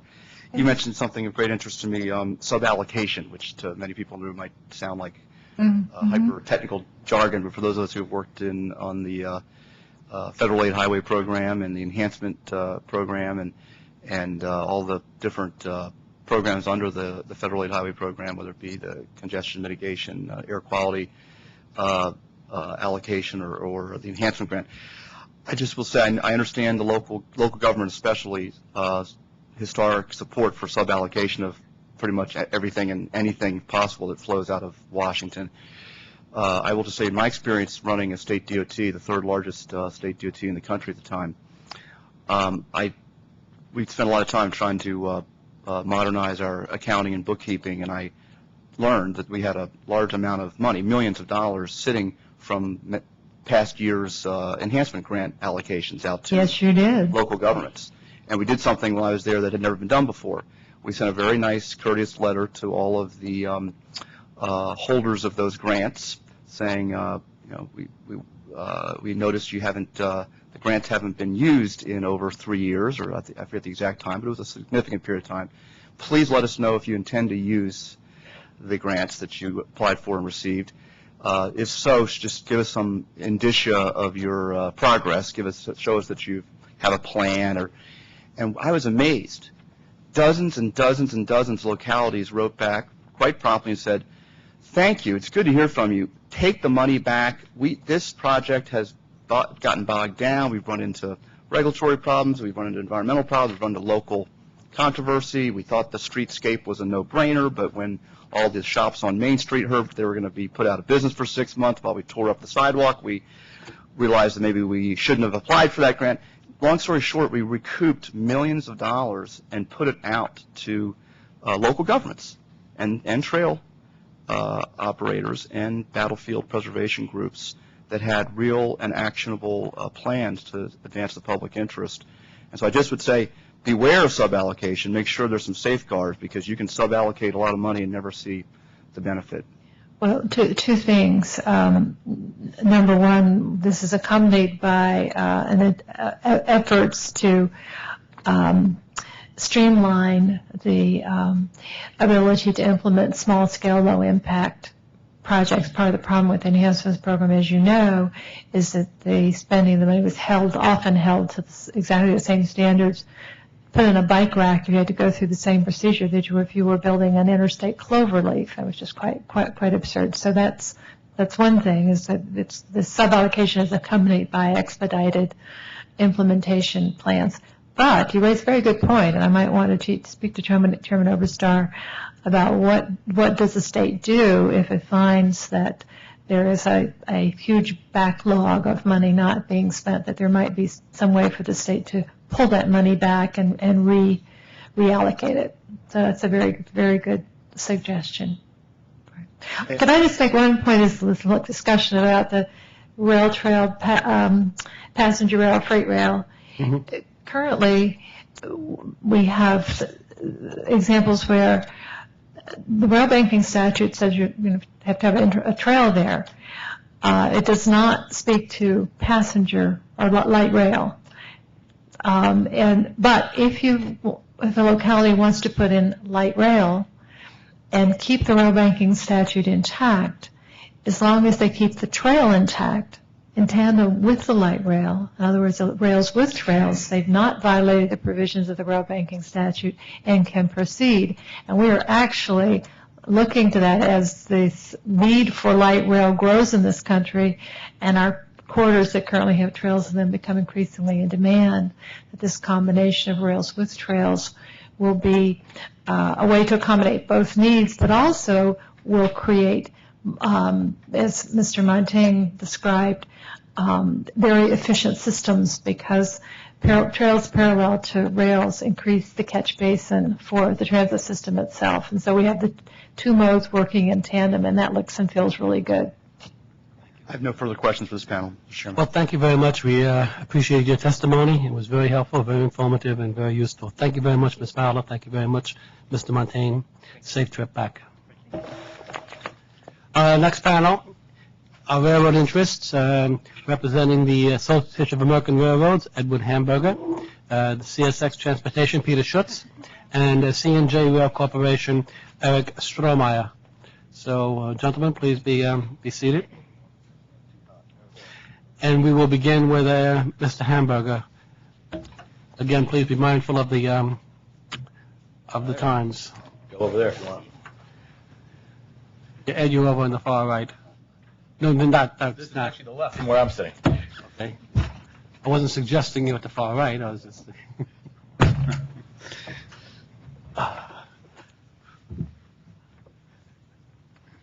You're here, Pete. Thank you. The gentleman proceed, Mr. Hamburger. Mr. Chairman, Mr. Vice Chairman, thank you for the opportunity to present the views of the Association of American Railroads pertaining to the rail banking program administered by the board under Section 8D of the Trails Act. The AAR believes, in short, that the voluntary rail banking program under the Trails Act, as administered by the board over the past 25 years, has been a success for both carriers and trail users and effectively implements Congress's far-sighted objectives. The rail banking program allows a carrier, through voluntary agreement with a trail sponsor who assumes financial and managerial responsibility, to agree to the conversion of a rail corridor to interim recreational trail use. During this interim period, and until the line is actually abandoned, any reversionary property rights that would otherwise arise are preempted. The program is often attractive to carriers because it provides them with a potentially useful long-term option to abandonment of a currently unused line for which no foreseeable rail use exists. The program provides a means for preserving the corridor intact for potential future reactivation of rail service while providing incentives to establish an interim recreational trail use. It's actually a very balanced approach. And Mr. Muntane mentioned the Dune trilogy, and of course he is therefore very much aware that the Bene Gesserit sisterhood recognized the existence and worked hard to maintain a balance in the universe. And I would submit to you today that rather than the destructive force that he referenced, that this balance of maintaining the use, potential use of the rail line with incentives to provide trail use is a balance that the Bene Gesserit themselves would applaud. The success of the rail banking program in preserving rail lines that would otherwise be abandoned and converting them to interim trail use is confirmed by its widespread use. Ms. Fowler talked eloquently about this subject in the previous panel, and I will not repeat her comments, but I will associate myself with them. The AAR believes that the success of the rail banking program is due in large measure to its effective administration by the board.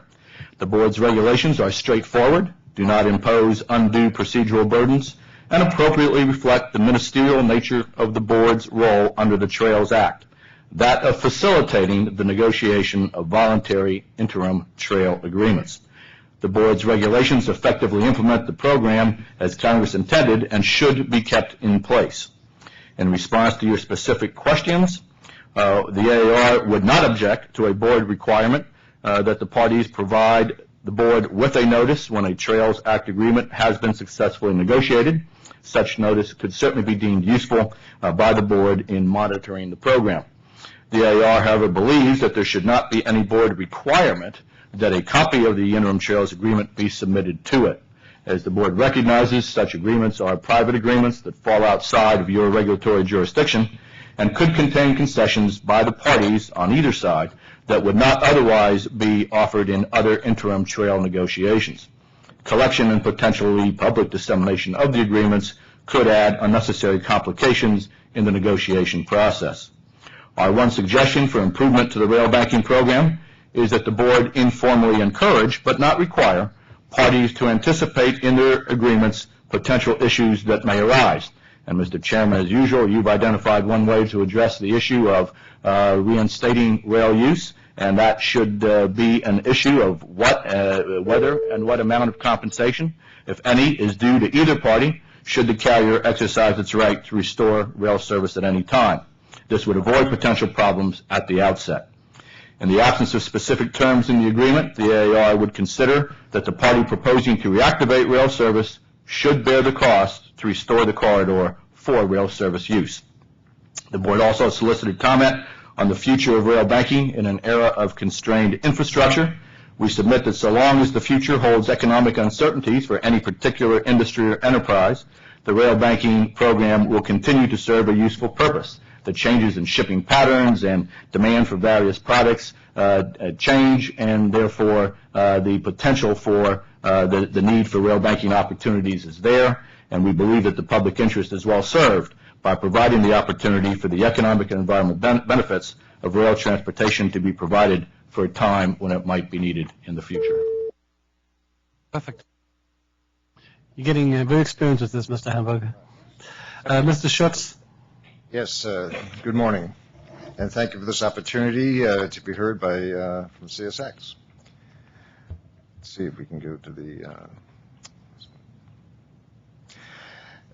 we're here to help celebrate the 25 years of trails use, and many of us in this room actually enjoy the Georgetown branch, which I was happy to have worked upon with many others in this room.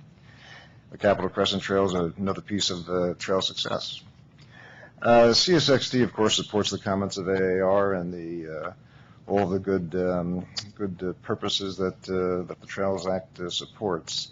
And today, we'd like to address the most recent trail success, the High Line in New York City, which is a trail that has just been developed and was just opened on June the 9th of this year.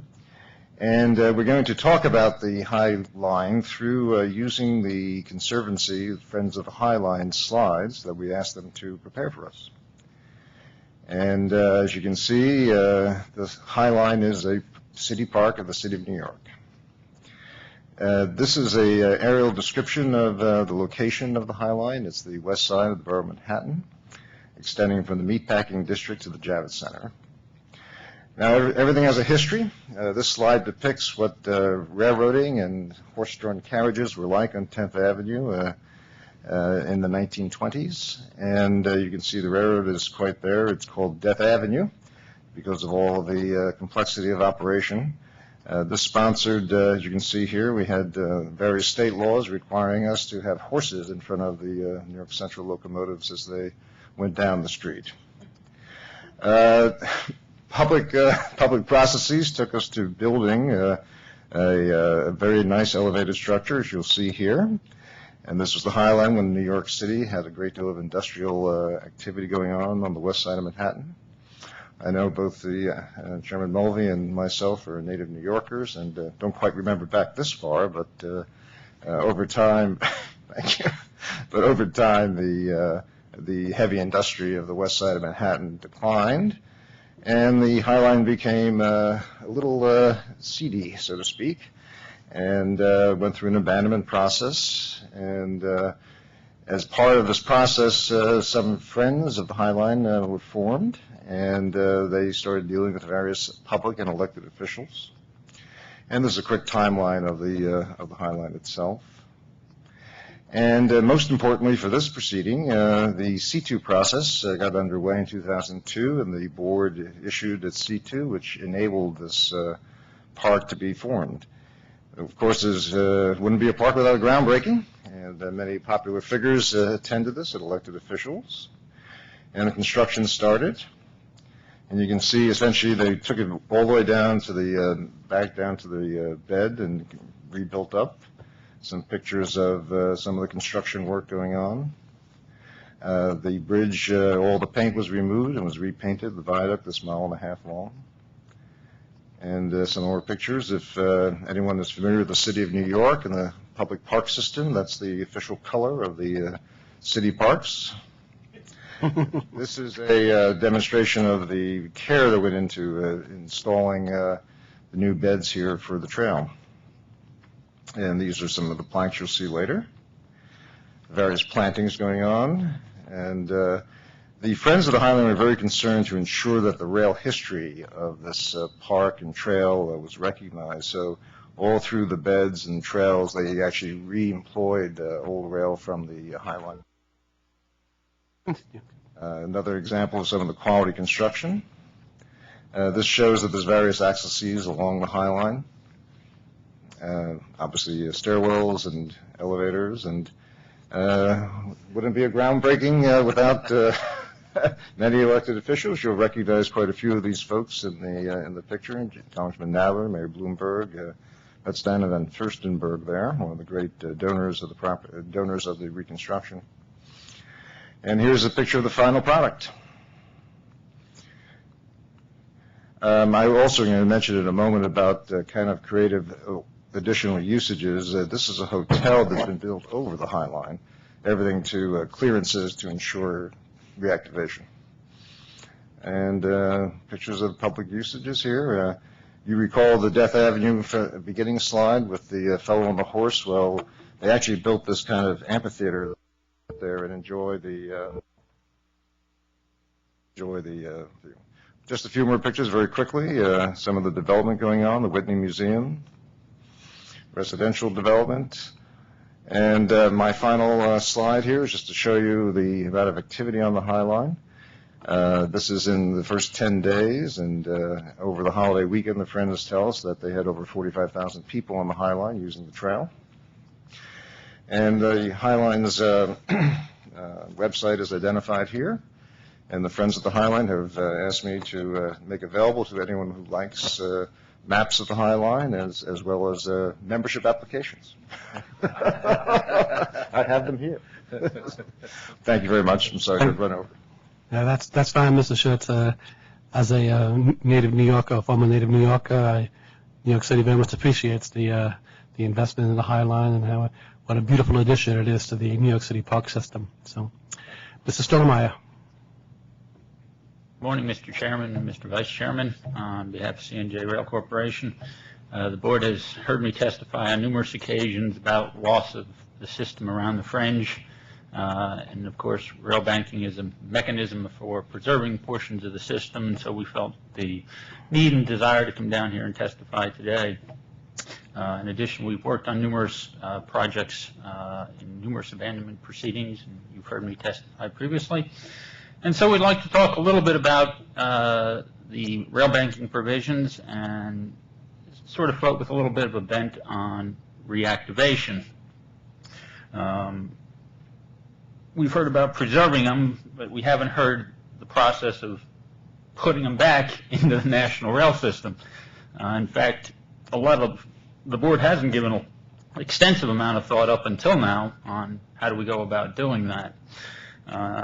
And one of the things that we wanted to address previously is in the 9 previous cases, a critical element that we want the board to focus on is that you have yet to declare a line being reconverted from a rail bank corridor back into a rail corridor as new construction.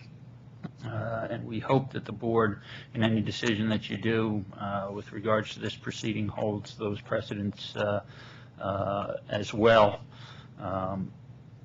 The potential implication of having to go through a full-blown 10901 construction application where you're intending on using a previously rail bank corridor, we think would not only defeat the purpose of what the statute was intended to do, was to preserve that, but it would also just add tremendously on the amount of cost associated. The recent Elgin, Juliet, and Eastern case, which went through a full-blown environmental review process. I think I heard the figure somewhere $21 or $22 million had been spent on just that portion alone.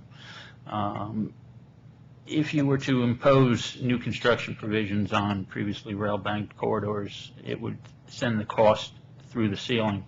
And so we ask that the board be mindful of that as you contemplate these potential future considerations. The second portion is there's been significant discussion about whether or not the trails agreement should be previously submitted to the board. I actually have a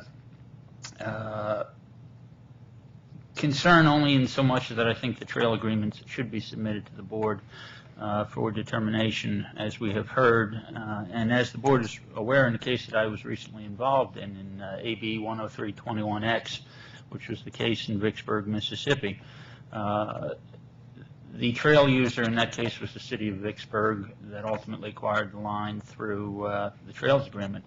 But as the board is aware, the right-of-way was conveyed in its entirety to the city. What isn't quite clear in that particular case is, how do you reactivate rail service? As you know, there was not one but two potential shippers down along that line.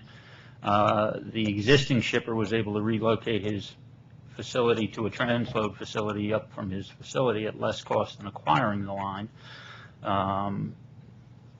But the question had always come up was, how do I get the service back if I want the service back? And therein lie where, we did a little bit of brainstorming before we made the decision in that case to withdraw the OFA. And the question had come up was, what kind of agreement does KCS have in place to allow for the reactivation of the line? And as the board is aware, when rail property is conveyed, certain rail assets are conveyed, the board usually does a determination in advance of that, consistent with your state of Maine your state of Maine cases and Wisconsin DOT, to make sure that the carrier acquired the line didn't acquire too much control. And we like the board to at least consider that in the possibility of moving forward, that you may want to look at those issues to see whether or not the railroads are in essence conveying too much that prohibit the restoration of the rail line. If you don't look at the agreement, you don't know. And so that was one of the issues that we wanted the board to also look at. And the third and final issue, and given the time, I'll hopefully try to wrap this up here quickly, was the possibility of, if you cannot reach a voluntary agreement with the underlying residual common carrier owner, using the AB 10321X case scenario, provisions that we'd like to discuss about possibly getting that, utilizing the provisions of 49 U.S.C. 10907 to compel the sale of those residual rights. And I'm available for any questions. Thank you. Remind the panelists that we have a 10901 case before us right now, where we are going to try and resolve the issues as to what are the responsibilities under rail banking versus new construction. That's the also called the R.J. Corman case. That is before us right now, so we really can't discuss it in any kind of detail. But some of those issues which you raised will be resolved when we finally issue our results in the R.J. Corman case. So let me start out with a couple of questions. Mr. Schutz, I understand that CSX, unlike the other railroads, has a subsidiary which operates trails. Is that called the Georgetown and Highline Railway Company? It's a separate subsidiary of CSX. And Mr. Hamburger as well. Does any other railroad have this besides CSX? I'm not familiar. I didn't think so. I believe you're the only one that does have it. Wait. Yes, sir, Mr. Muntane?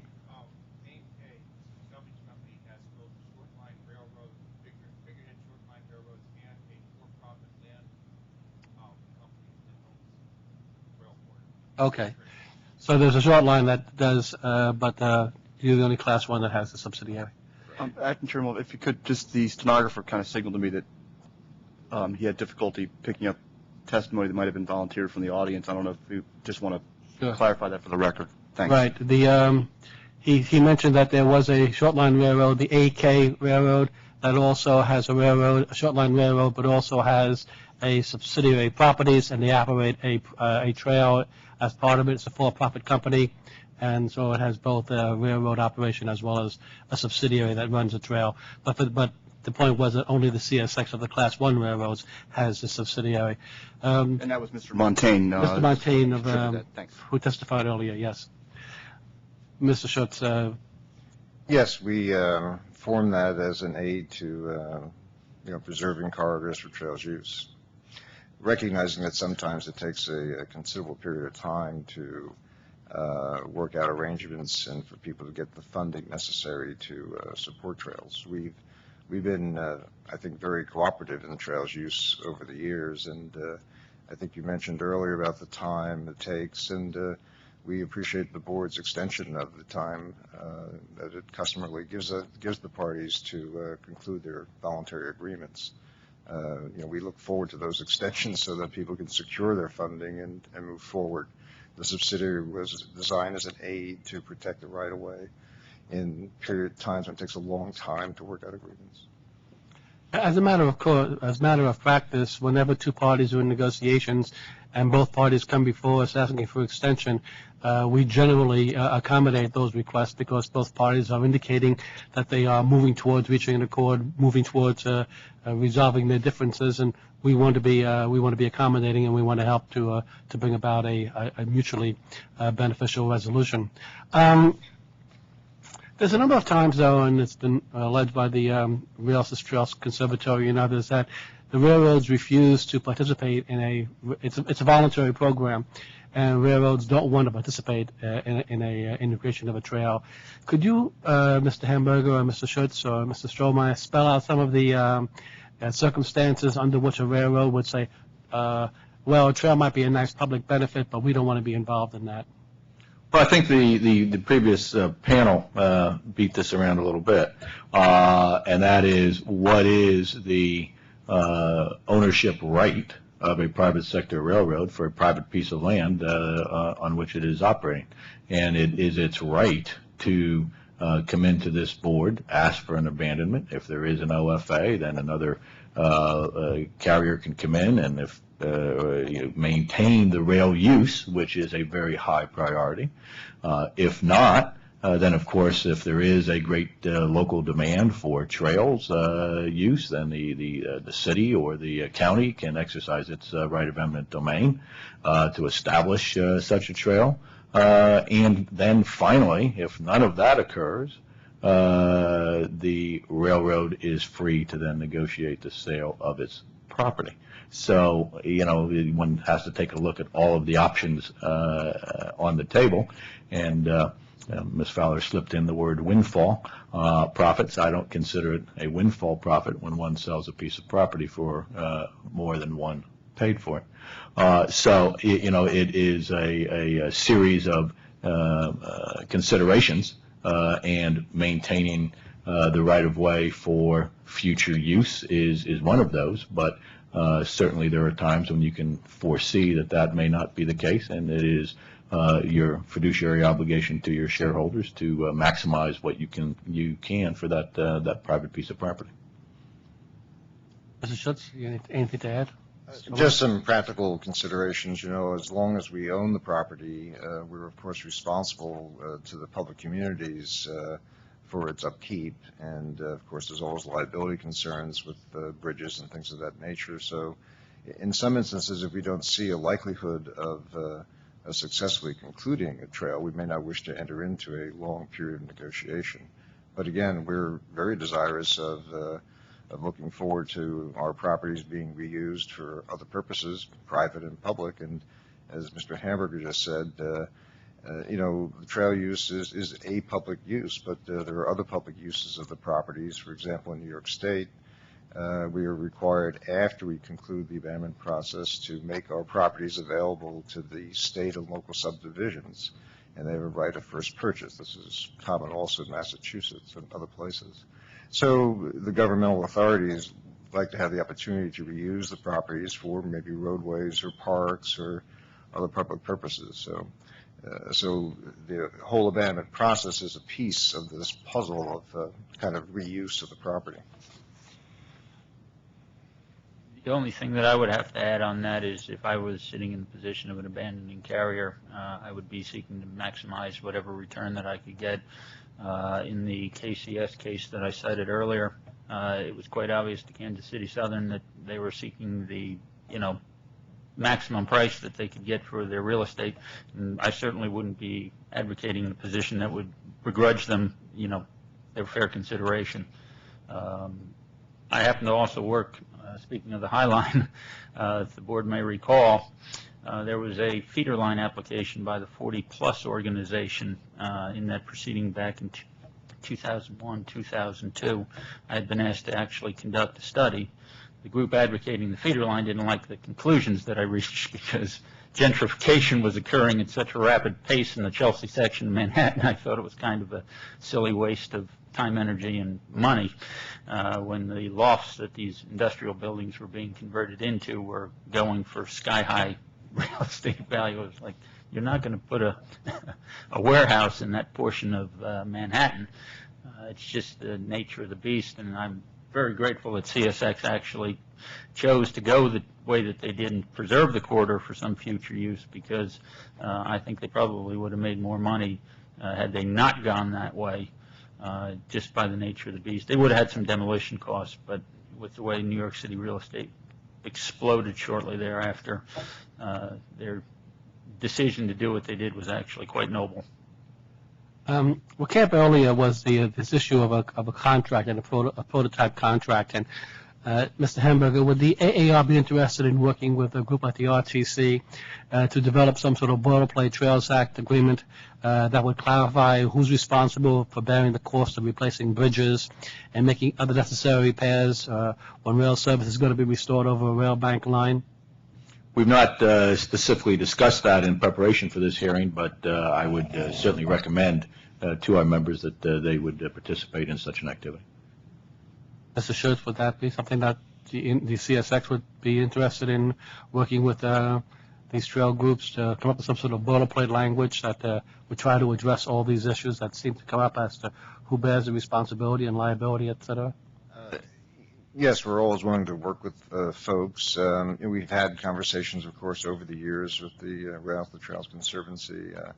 My point of emphasis here is the voluntary nature of the transactions and the need to ensure that the railroads are not encumbered with the property over long periods of time, and that we're not preventing other public and private uses of the property through a mandatory rail banking and extended periods.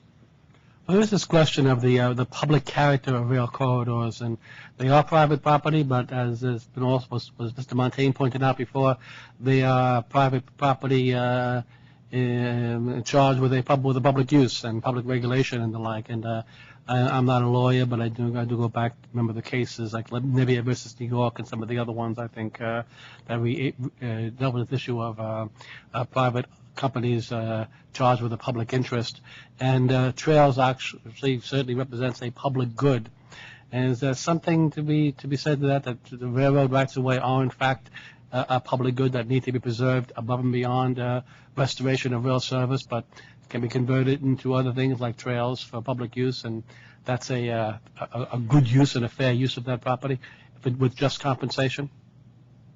Well, I think you have to go through the abandonment process to get to the final end of that.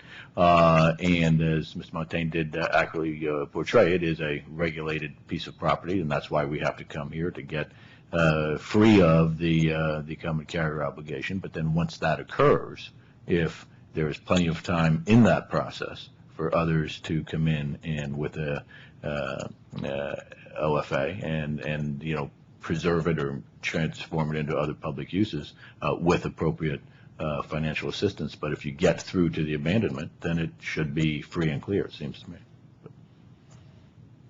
Thank you. Vice Chairman Cunningham? Thank you, Acting Chairman Mulvey. I did want to commend Mr. Hamburger for not only completing his testimony right on time today, but delivering a book review and report in addition. That's a bonus. I have to confess, though, it's a great trilogy. With a third grader at home, I'm helping him with a summer reading. If you're trying to connect with this commissioner, I recommend you try to allude to books like James and the Giant Peach or The Big Friendly Giant. That's just a free tip for all you practitioners out there. And one reason we have, probably not the only reason, Chairman, that we have 30 days to supplement the record if anybody else wants to contribute to Mr. Hamburger and Mr. Montaigne's dueling book reviews. I think it's now it's wide open, so we look forward to. Was James of the Giant Peach where he says, no, that's the friendly giant, where he says, am I right or am I left? think you're right. Yeah. But we'll have to have another hearing for that. Yeah. I did want to commend the CSX and all the folks in New York City and friends of the High Line for completing and opening what truly is an amazing contribution to New York City and to the trail network and the whole concept of recreation and converting rail right-of-way to new and greatly appreciated public use. I think it's just outstanding. I do want to say there were some STB and ICC staff, and I'll probably be omitting some, but there's some that we know of who are still with us who worked quite hard to make that day possible on some of the nitty-gritty legal stuff, but some of the stuff that needed to. I wanted to recognize Evelyn Kate, Vicki Rutson, and Alan Weinstein in particular. And we followed the press. I will say it wasn't a personal pride because all the hard work happened before I came to the board. So this just, but I asked around, and nobody at the board actually knew that the opening was happening until we read about it. We probably would have. We have some people who probably would have, on their own dime, loved to have gone up there and been part of the celebration. But I say that just for the trail advocates. If you do think that the board was actually helpful, and please know we do try to monitor these things, and we do enjoy the opportunity to celebrate successes as well. And we missed that one, but I can't wait till the next time I'm in Manhattan, which I think will be in August, on my own nickel to go up there and navigate the crowd. Hopefully they don't have the 17,500 people there when I'm there, but if so, that's all the more successful. But congratulations on that. The issue of removal of rail bridges in the context of a trail operation, in the context of having a trail in operation, we have seen, we continue to see a whole range of fact scenarios from bridges being deemed by some public entity like the state DOT to be so old and so decrepit that there's a public safety risk, and it certainly would be unfair to charge I think, to charge the trail operator in that kind of scenario with the cost of dismantling the bridge. I could say it might be equally unfair post-abandonment to charge the railroad with the cost of dismantling the bridge, but certainly I think some clarity could be in order there. And I guess as one commissioner, I would just be looking for sort of some kind of public, some documentation of a real public need to dismantle. I don't think we've had many cases like this, but I always worry about overzealous dismantling of bridges. If a trail group determined that it was in their interest to fend off the resumption of rail service, would they be tempted to arbitrarily remove bridges just to make it really expensive to resume rail service? I'm concerned about that scenario and others, but I'd be open to suggestions. I'm also very interested in trying to, I guess, improve the board's. I understand it takes time to execute these agreements, and I don't want to have any arbitrary deadline, but I will say when the 3rd, 4th, 5th, 6th, 7th extension crosses my desk, the longer I'm at the board, I just kind of wonder what's going on here. And we never really get to see, because I don't think we ask of it, we never really see much in the way of, they all look the same. They all say, we're still working on it, we'll get back to you, we need 180 more days. And I never really know if somebody really is working on it. I mean, is there some, and so I'd be interested in just a little more gentle pressure, or let the board help. Hey folks, can we help move this along? We know it's voluntary, but how long is, this is hanging out there. But, and with that, some notice too, I think, of when agreements are consummated. It would be, I think, just orderly and in the spirit of kind of good oversight if we just as an agency just knew that there was an agreement consummated. I don't think we need the terms or the confidential agreement or anything else, but just the fact knowing which ones are still out there unresolved and which ones are actually consummated would be of interest to me. But I throw that out to any of the witnesses. Mr. Chamber, if you want to go first, and then Mr. Schutz. I'm going to defer to comment on any of those points. Counsel from CSX. Yes, I think the good news in multiple extensions is that people are still talking in a voluntary context and are hopeful of reaching conclusion. I know our experience has been that many times it's the securing of the funding necessary to create the park and all the public interests that have to be addressed. So the board's tolerance of the extensions, when voluntarily sought by both parties, is an aid to concluding a trail. As far as advising of the consummation of the agreement, I think that's a helpful item for the board's record keeping and for the parties to know, other parties in the proceeding to know that an agreement has been struck. I know we often do that ourselves just voluntarily, just so the record is clear. Mr. Church, could that be done in your view just by some regulatory action by the board to start requiring a notice of consummation? I would think in the C2 certificates themselves, and E2 certificates, you just specify that upon the completion of the agreement, the party shall notify the board. That's all I have for this panel. Mr. Strohmeyer, anything you wanted to contribute on any of those points? Nothing at this time. Thank you. Well, thank you very much. Once again, very, very useful, very, very helpful, and thank you for coming today. Thank you. We'd like now to have our final panel come up today. This is the panel representing railroad property interests, and well, I guess it's other interested parties. We have the National Association of Reversionary Property Owners. Speaking for them is Kathleen Kaufman and Danaya C. Wright from the University of Florida's Levin School of Law. Thank you both for coming today. And we will begin with you, Ms. Kaufman. Thank you, Mr. Chairman. Good morning. My name is Kathleen Kaufman. I'm a partner with the firm of Ackerson Kaufman Fax here in the District of Columbia. I want to speak directly into the mic a little bit because it's hard to hear sometimes. Thank you. Does that work? Is that good? Yeah. Okay. My firm represents landowners in disputes over ownership of railroad rights-of-way. That practice includes several class actions and individual suits where we represent landowners in Tucker Act suits against the United States to recover compensation when a trail results in the taking of property. It is gratifying, as listening to the board's comments and to the prior panelists, including the railroads, to recognize the importance of property rights and the importance of our system of law that protects those property rights, whether they be the property rights of the railroad or the property rights of the reversionary interests of the adjoining landowners. One of my firm's most noteworthy cases, my firm represented Paul Priso in the damages action that followed the Supreme Court's and the Federal Circuit Court's decision that the trail created through his property constituted a governmental taking that must be compensated under the U.S. Constitution. In other actions, we represent landowners in suits against telecommunications companies who use active railroad rights-of-ways without permission from adjoining landowners who retain the rights to the fee. Finally, we are also retained in eminent domain proceedings, another way of creating public uses such as parks and trails, where, for instance, a governmental agency seeks to condemn property for a park or a stadium.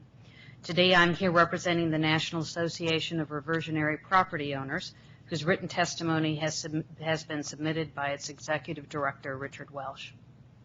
NARPO's written testimony details for the boards the winners and the losers under the Trails Act. The biggest winners are the railroads, and I don't think that's a difficult proposition at the end of the day today in listening to the testimony that's come before. They have the discretion and the option to either take the deal or walk away from the table. They are there with their property rights, demanding full economic value for those property rights, or they will pass on the deal. At the same time, they often take large charitable tax deductions for their trouble in that instance. The trail proponents are also obviously winners. They want a trail, and as a result of the legislation, they can get a trail in a very streamlined process. My organization, or the organization I represent, is not here, as the chairman indicated at the beginning. This hearing is not about whether there should be a Trail Act or there should not be a Trail Act. That's not the purpose of the recommendations NARPO gave to the board. The purpose is to say how the Trail Act can be more fairly administered so that the interests of all of the parties, the trail, the railroads with property interest, and the reversionary owners who also have property interests can be fairly and adequately accommodated in that process. And it is important to look at your regulatory ability in this area, because the major losers in this process are the property owners who adjoin the land. That is the reason trails are welcome only when they are on someone else's property. The trails drive down property values for adjoining owners and increase crimes against their property and their person. The trails are sometimes beautifully managed. They are sometimes poorly managed. And the trails group sometimes become defunct. Although many adjoining landowners, most in fact in our experience, are entitled to compensation because the trail is a taking of their property rights, the system is stacked against them. Statutes of limitations may run even before they know a trail will be put in place. That is the downside of the unlimited extensions after a notice of interim trail use goes in. It is one thing to be put on notice when the plows come through and the blacktop is put down, that some trail is being put down next to your property. It is another thing to know that it is the filing of that notice of interim trail use that begins the ticking clock on statute of limitations for the only remedy these adjoining landowners have, which is a suit under the Tucker Act. Even if the landowners become aware of their rights before the statute of limitations runs and bring suit under the Tucker Act, as has been specifically recognized to be their right by the Supreme Court, and as they have successfully done in many instances, these suits are very expensive to litigate. Attorney's fees and expenses can be recovered at the end, but the suits can take a decade or more, and property owners may have to pay millions in fees and expenses before the case is done. Another loser is the taxpayer, because if the adjoining landowners do bring suit under the Tucker Act, then taxpayers must pay for compensation and attorney's fees, even though no legislative body decided that the cost for that particular trail at that particular time was affordable or worth the costs. The federal government, under the Tucker Act, pays the adjoining landowners.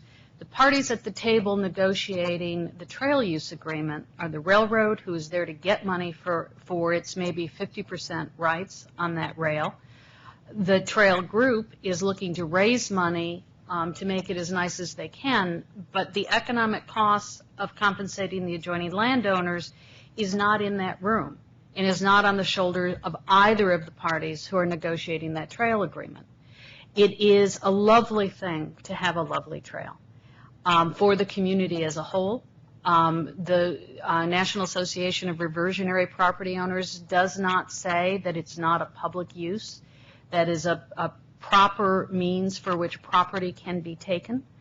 But the way this system works dislocates the decision-making process and the economic process, because the adjoining landowners' recourse is against the federal government and under the Tucker Act, whereas the people making the decision to enter into that trail agreement or not, for them, the cost of compensating the adjoining landowners is a totally free good. And as a result, it is not the sort of decision-making that we traditionally do in the system before property is taken for a public use. In addition, of course, the federal taxpayers not only compensate in Tucker Act suits, but they also allocate approximately $1 billion out of the federal gas tax for bike trails. It is helpful to contrast what we do to create a park and what we do to create a trail. If a city or state wants a new park, they go through a well-established condemnation process to get the necessary rights. Before establishing the park, they determine whether money exists to acquire rights and to operate the park. After the park is established, it's managed and policed by local governmental entities. Adjoining landowners can petition local authorities over poor maintenance or security issues. None of these safeguards are in place for trails. It could be if the trail group is a unit of New York City, then the only distinction between the creation of that park and the creation of some other park in New York is the fact that the adjoining landowner compensation the actual owners of the underlying fee, that is put to the side and is kept out of the process. But in other cases, there are more distinctions because the trail group is not necessarily New York City. The trail group may be a group who spent years putting together a minimum amount of money and a lot of hope and wish and prayer that it was all going to come together, and then goes defunct or does not have the money necessary to maintain it and keep it secure and well policed. NARPO's written testimony proposes 5 concrete steps the STB can take today to make the Trails Act fair and just for adjacent property owners and taxpayers. Number 1, adjoining landowners must be notified of the abandonment and the potential for the notice of interim trail use. Under a 2004 Federal Circuit decision, the statute of limitation begins to run when the notice of interim trail use is issued. The STB must establish a rule that eliminates the Tucker Act catch-22, so actions are not barred by the statute of limitations before adjoining landowners even know a trail is going in. In its 1990 decision in Priso v. ICC, the Supreme Court recognized that many railroads do not own their rights of way outright, but rather hold them under easement or similar property interests. It avoided the question of whether the Trails Act violated the Fifth Amendment Takings Clause because it found that the Tucker Act provided an adequate process for obtaining compensation. Obviously, the Tucker Act is not an adequate process if a claimant's rights are foreclosed before he or she has reasonable notice of the potential cause of action. In other contexts where the Supreme Court has considered what process is due a citizen before he or she is deprived of property rights, the court has held that reasonable notice is required. In the case of property, notice by direct mail to those whose names are available in the public record is required. Second, railroads should be required to file valuation maps and land schedules when the notice of interim trail use is issued. These schedules will provide landowners with guidance on title. As the Supreme Court noted in Priso, many railroads do not own the right-of-way outright. In my firm's Tucker Act class actions, with one exception, the adjoining landowners are found to have title superior to the railroad and therefore compensable interest if a trail goes through, between 50 and 80% of the time. The railroads have, as the panel knows, valuation maps. Those valuation maps contain land schedules. They are easily available to the railroad. They are less easily available out in College Park to somebody adept at the archive system. But they are not available to citizens in Nebraska or Ohio or Arizona who know that there has been a railroad next to their property for 100 years and have a very difficult time knowing whether they are on a portion of the railroad where, in fact, their property has the reversionary interest or on a portion where the railroad has fee title. This board in the past, or the ICC in the past, has required that the railroads catalog their interest, required that that be made available to the board so that the board knows what the mix of private and railroad interest is. And part of the process of making the Trail Act fair to adjoining landowners whose sole ability to get compensation for their private property is through a Tucker Act action. Part of the process of making this act more fair for all of the interested parties at the table is requiring that those valuation maps and those land schedules be filed within the STB docket when the NITU is issued. 3, the STB should issue a maximum of 4 180-day extensions, so the parties have no more than 2 years to consummate a trail use agreement. One of the items of agreement among all of the panelists from all of the various interests have been that the STB needs to have a public notification that the process actually came to an end and that there was a trail use agreement consummated. Think of what is fair to the landowner with reversionary interests in Nebraska. or in Minnesota or in North Dakota. In Washington, D.C., a notice of interim trail use is filed. If the board adopts what we think is a crucial recommendation and notice goes out, they will know that there's an STB docket. They will know that that STB docket may have an impact on their personal property rights. If they hire a lawyer, they will find out they don't get to be at that table where the railroad tries to get maximum compensation for their property rights. But to know whether or not this trail is going to go through, they need to know whether or not the trail agreement has been consummated, and that seems to be not disputed by anybody. But then the question also must be, how long do you need to sit in that farmhouse in North Dakota to try and wonder whether your farm's going to be bisected not by a railroad with a freight train that comes by once a day where you've got a crossing agreement, but instead by an entirely different public use. It's a public use, but it's an entirely different public use. And the National Association of Reversionary Property Owners submits that 2 years is enough time to find out whether your railroad tracks going through your property are going to stay or they're going to go, and whether they are going to be replaced with an entirely different public use. Fourth, the STB should be notified of the contact information for the trail manager on the consummation of the trail use agreement.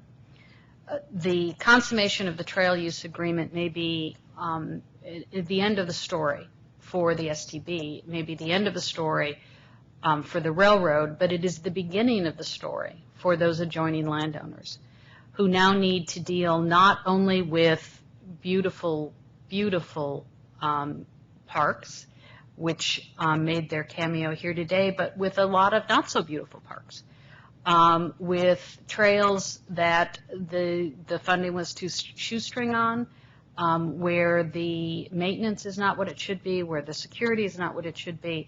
And with some of these groups, particularly when they go defunct, the landowner is stuck looking for who do they contact? Who is the trail manager? And the board needs to require that when there is a consummation of a trail use agreement, there's a public notice filed in the STB. That notice include the name of the trail manager, and if that trail manager changes, that also be a subject of public notice. Fifth, the STB should provide a simple process to seek relief from derelict trail managers. And if that simple process does not result in a resolution of the issue, it should issue a statement of non-jurisdiction. If the issues cannot be resolved at the STB level, so landowners can pursue the issues in their local courts. I wanted to make a comment, and those are the recommendations in the written testimony that was submitted. I wanted to make one further comment on the question of whether or not the conversion of trail use should be mandatory. I would submit that if you look at the economic consequences of mandatory conversion to trail use, the American Association of Railroads was not interested in that because they have private property. They own it. If they don't like the agreement they get from the trail group, they want to be able to go and sell their property, however it is they want to sell their property. Well, the members of the National Association of Reversionary Property Owners have those same interests. And if there is mandatory rail banking, mandatory trails, then what you will do is create a huge unfunded liability for the federal government, because every one of those adjoining landowners would then have a right under the decisions of the Federal Circuit and the Supreme Court to go in for compensation. So we would urge that it not be mandatory going into the future. Thank you. Thank you very much, Mrs. Kaufman. Ms. Wright? Yes, thank you. I am an outsider here. I don't represent anyone. I'm a professor of law who has spent the last 15 years studying in this area in particular. I focus on legal rights of railroads to their property in their rail corridors. I've studied the federally granted rights of way, and I've obviously spent some time studying the rail banking statute itself. If I represent anyone, it's the sort of unnamed, unidentified public who value, I think, or should value probably more than they think they value, coherent, rational, and equitable laws. That's what law professors do. We spend a lot of time thinking about what's the right law here. And I realize that the Surface Transportation Board's jurisdiction over the common carrier obligations and liabilities are different than the state law property rights that my colleague here has been speaking about. And my goal here is to correct a number of statements that were made in the testimony of NARPO, and also to put the legal challenges to rail banking and railroad property into an historical perspective. As you know, in the 19th century, from the 1840s to around the turn of the century, a railroad could mean the difference between economic viability and economic stagnation for a community. For that reason, nearly everyone wanted railroads in their communities, and they sought to woo them with countless incentives. More importantly, courts and lawmakers strongly supported the rights of railroads, particularly in their property rights to land in their corridors. State after state gave railroads eminent domain powers, and state courts protected the property rights of these railroads against adverse possessors or adjacent landowners who tried to limit the uses the railroads could make of the land that had been conveyed to them. But the honeymoon soon ended. By the turn of the 20th century, railroad abuses of all sorts had led numerous states to limit the property rights railroads could acquire by eminent domain, and many courts began a concerted effort to limit the railroads' property rights, to punish them for setting discriminatory freight rates, entering pooling agreements, manipulating stock prices, those sorts of things. Many railroads faced tremendous pressures to consolidate and shed unproductive lines in the 1890s and again in the 1930s. Many railroads were not built. These political and economic realities led the regulatory reform movement against the railroads, which of course resulted in the creation of the Interstate Commerce Commission in 1887 and the nationalization of the railroads during World War I. The legal effects of this period was the development of a body of case law and common law rules that narrowly limited the property rights of railroads, reversing the 19th century presumptions in favor of railroad property rights and giving adjacent landowners property rights in abutting corridors that were nowhere described in their own deeds. In modern terms, these cases, these 20th century cases, resulted in what we would deem to be unconstitutional shifts of property rights from railroads and the public to private landowners. And I want to emphasize the public. I strongly support the idea that the railroads and the landowners are not the only parties at the table and should not be the only parties at the table. This conflict between the 19th century pro-railroad cases, as I call it, just for shorthand, and the early 20th century anti-railroad cases has provided the legal framework for most of these rail banking and rail property disputes. But as a property professor, I am deeply troubled by the anti-railroad cases from the 20th century and the exceptions they have created to standard well-reasoned property doctrines. For instance, it's a standard rule that one cannot claim property rights by challenging the weakness of one's neighbor's title, but only on the strength of one's own. This principle is jettisoned in these railroad cases and I should say has been exploited by the adjacent landowners in many of these lawsuits. A second is that the law construes ambiguities against the grantor of property. This rule, too, is ignored by many courts, in the railroad context only. A third is that the law abhors forfeitures and will not interpret ambiguous language to create reversionary rights unless the language is explicit. This, too, is a rule that applies everywhere except in the railroad property context. A fourth is that real property is unique and class action suits are inappropriate for mechanisms for trying title to property. Another long-time rule is ignored. I mention these examples, and I can give more, to explain why I think these anti-railroad cases of the 20th century are quite frankly wrong. For over 900 years, the common law rules of property have evolved slowly and carefully. And I have to say I rather enjoy the 16th century. It was a very nice century. To protect the interests of those in possession and those with the best and most equitable claims. Yet over a very short period, these rules were cast aside to provide results-oriented decisions to punish railroads for their widespread abuses in other areas. The problem with this short-sighted rulemaking by countless state courts is that these rules quickly get expanded to undermine the property rights of all. Another problem is that they are expensive and time-consuming to correct. Yet they are being corrected. The litigation over the past 25 years has resulted in numerous state courts analyzing their history of deed construction, rule interpretation, and reversing many of these anti-railroad rules. Minnesota's a perfect case. Iowa's another case. Maryland. When they have placed their precedents into historical context, they've seen that the better rules are ones that do not create exceptions for railroad deeds, that are not based on punishing the railroads for this behavior, and that harmonize property rules across a broad spectrum of landowners. They also acknowledge public rights in railroad corridors. Some states have not made that shift and merely mimic the anti-railroad rules from the recent past. But those states are discovering that the exceptions that are being perpetuated are leading to quite serious unintended consequences. Conflicts among property rules, tension in land uses, and a general weakening of property rights protections for all. The spate of recent railroad property cases is actually resolving many of these conflicts and forcing states to come to grips with the quite exceptional rules they adopted in the early 20th century. Moreover, there are relatively few cases in the grand scheme of things, if you think about it. In the first 25 years of railroad construction, there were far more cases than we have today, disputing railroad property rights. And while the cases today may seem expensive and bitter, I believe we're making progress. So I want to assure the board that the legal challenges are not unusual. They are progressing toward more stable and coherent rules that will protect the property rights of everyone. I would like to take a quick moment, to address a number of erroneous points made by NARPO. First, the claim is that railroads acquired most of their property rights as easements is simply untrue.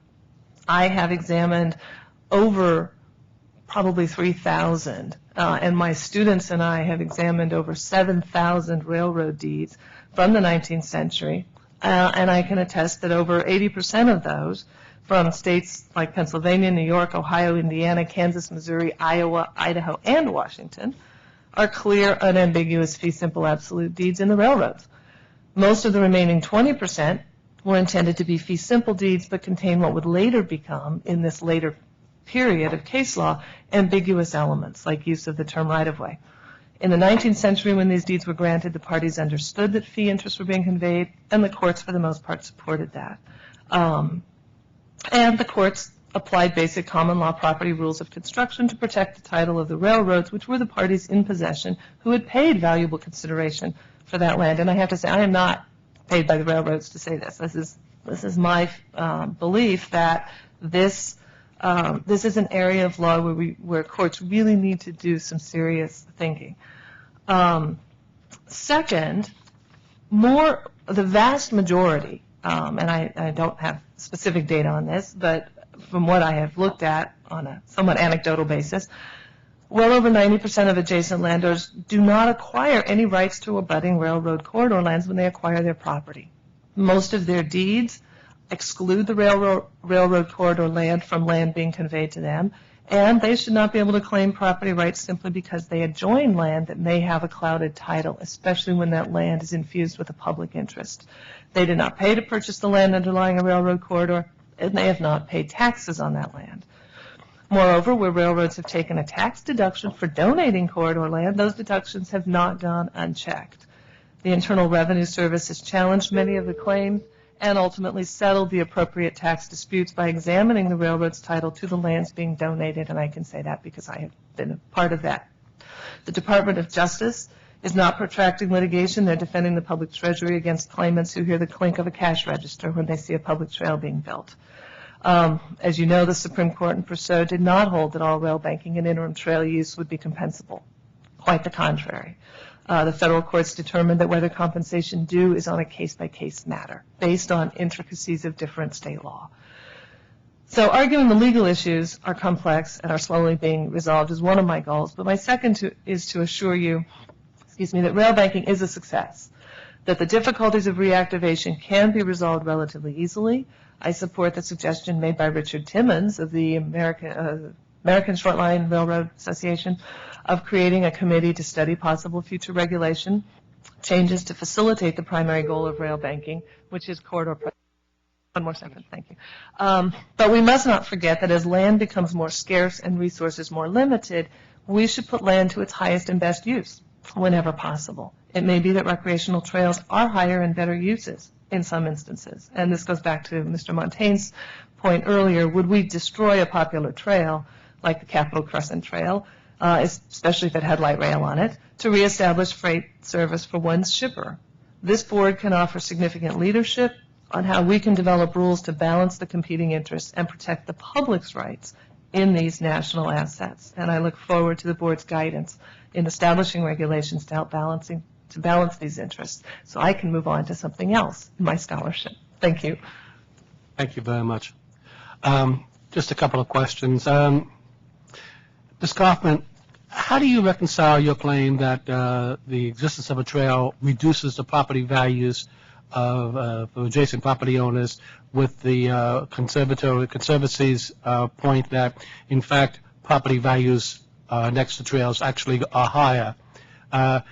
Do you have, and I guess the question is also going to be addressed if Ms. Fowler has an answer too, are there any studies that have been done out there that prove one way or the other what the impact on property values from the presence of a trail is? Yes, Your Honor. Yes, Mr. Chairman.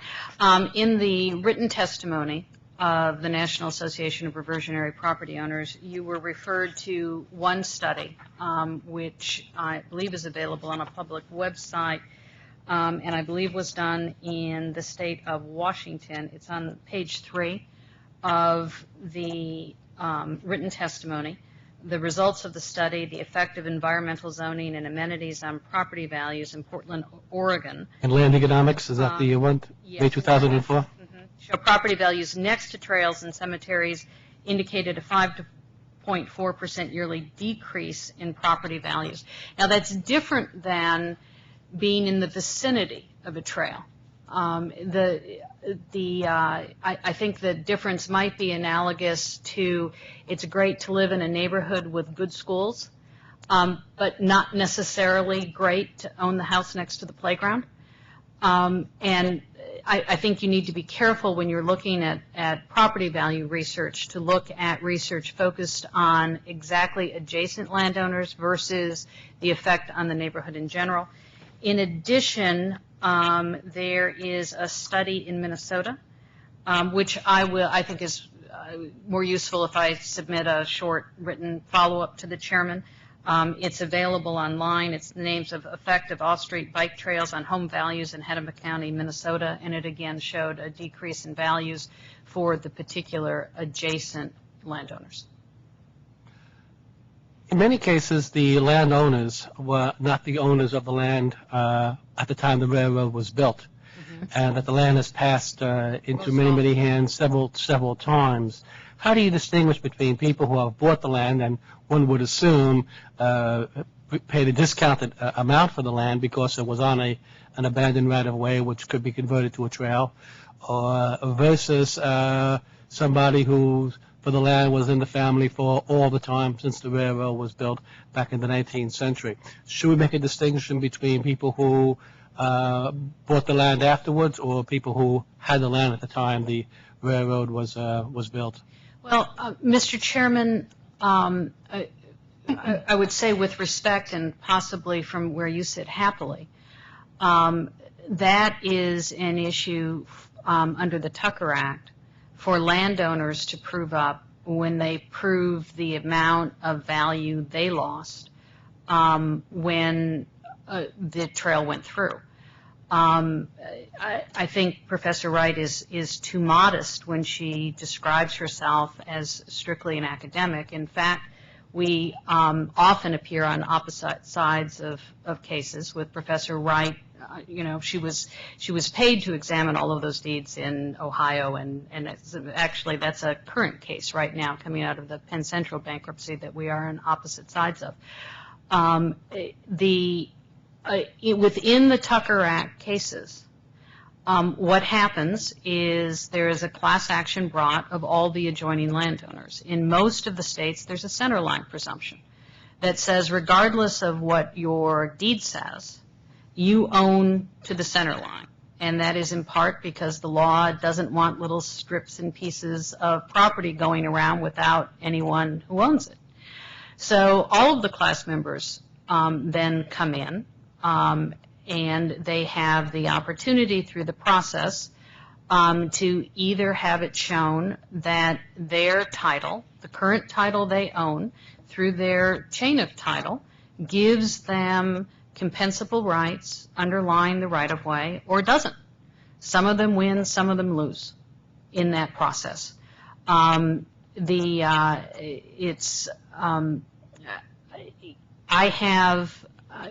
firm has experience in actually working the Tucker Act class actions through to the end, when all of the winners and losers have been called. And in Iowa, because of a state court decision, and the state law on deed interpretation has a major impact here. In Iowa, a lot of people lost because of state law, and that's what the law says, and there was due process, and that's how we go forward. In other states, including Indiana, where the law is very favorable to landowners, and Ms. Wright was involved in the litigation we did in Indiana as well. In other states, 50 to 80% of the time, the adjoining landowners doing a simple state law-based deed analysis are found to have had compensable reversionary interest. And then the question is, what's the value? And at that point, appraisers come in and say, this was the value before the trail, this was the value after. It's a pretty simple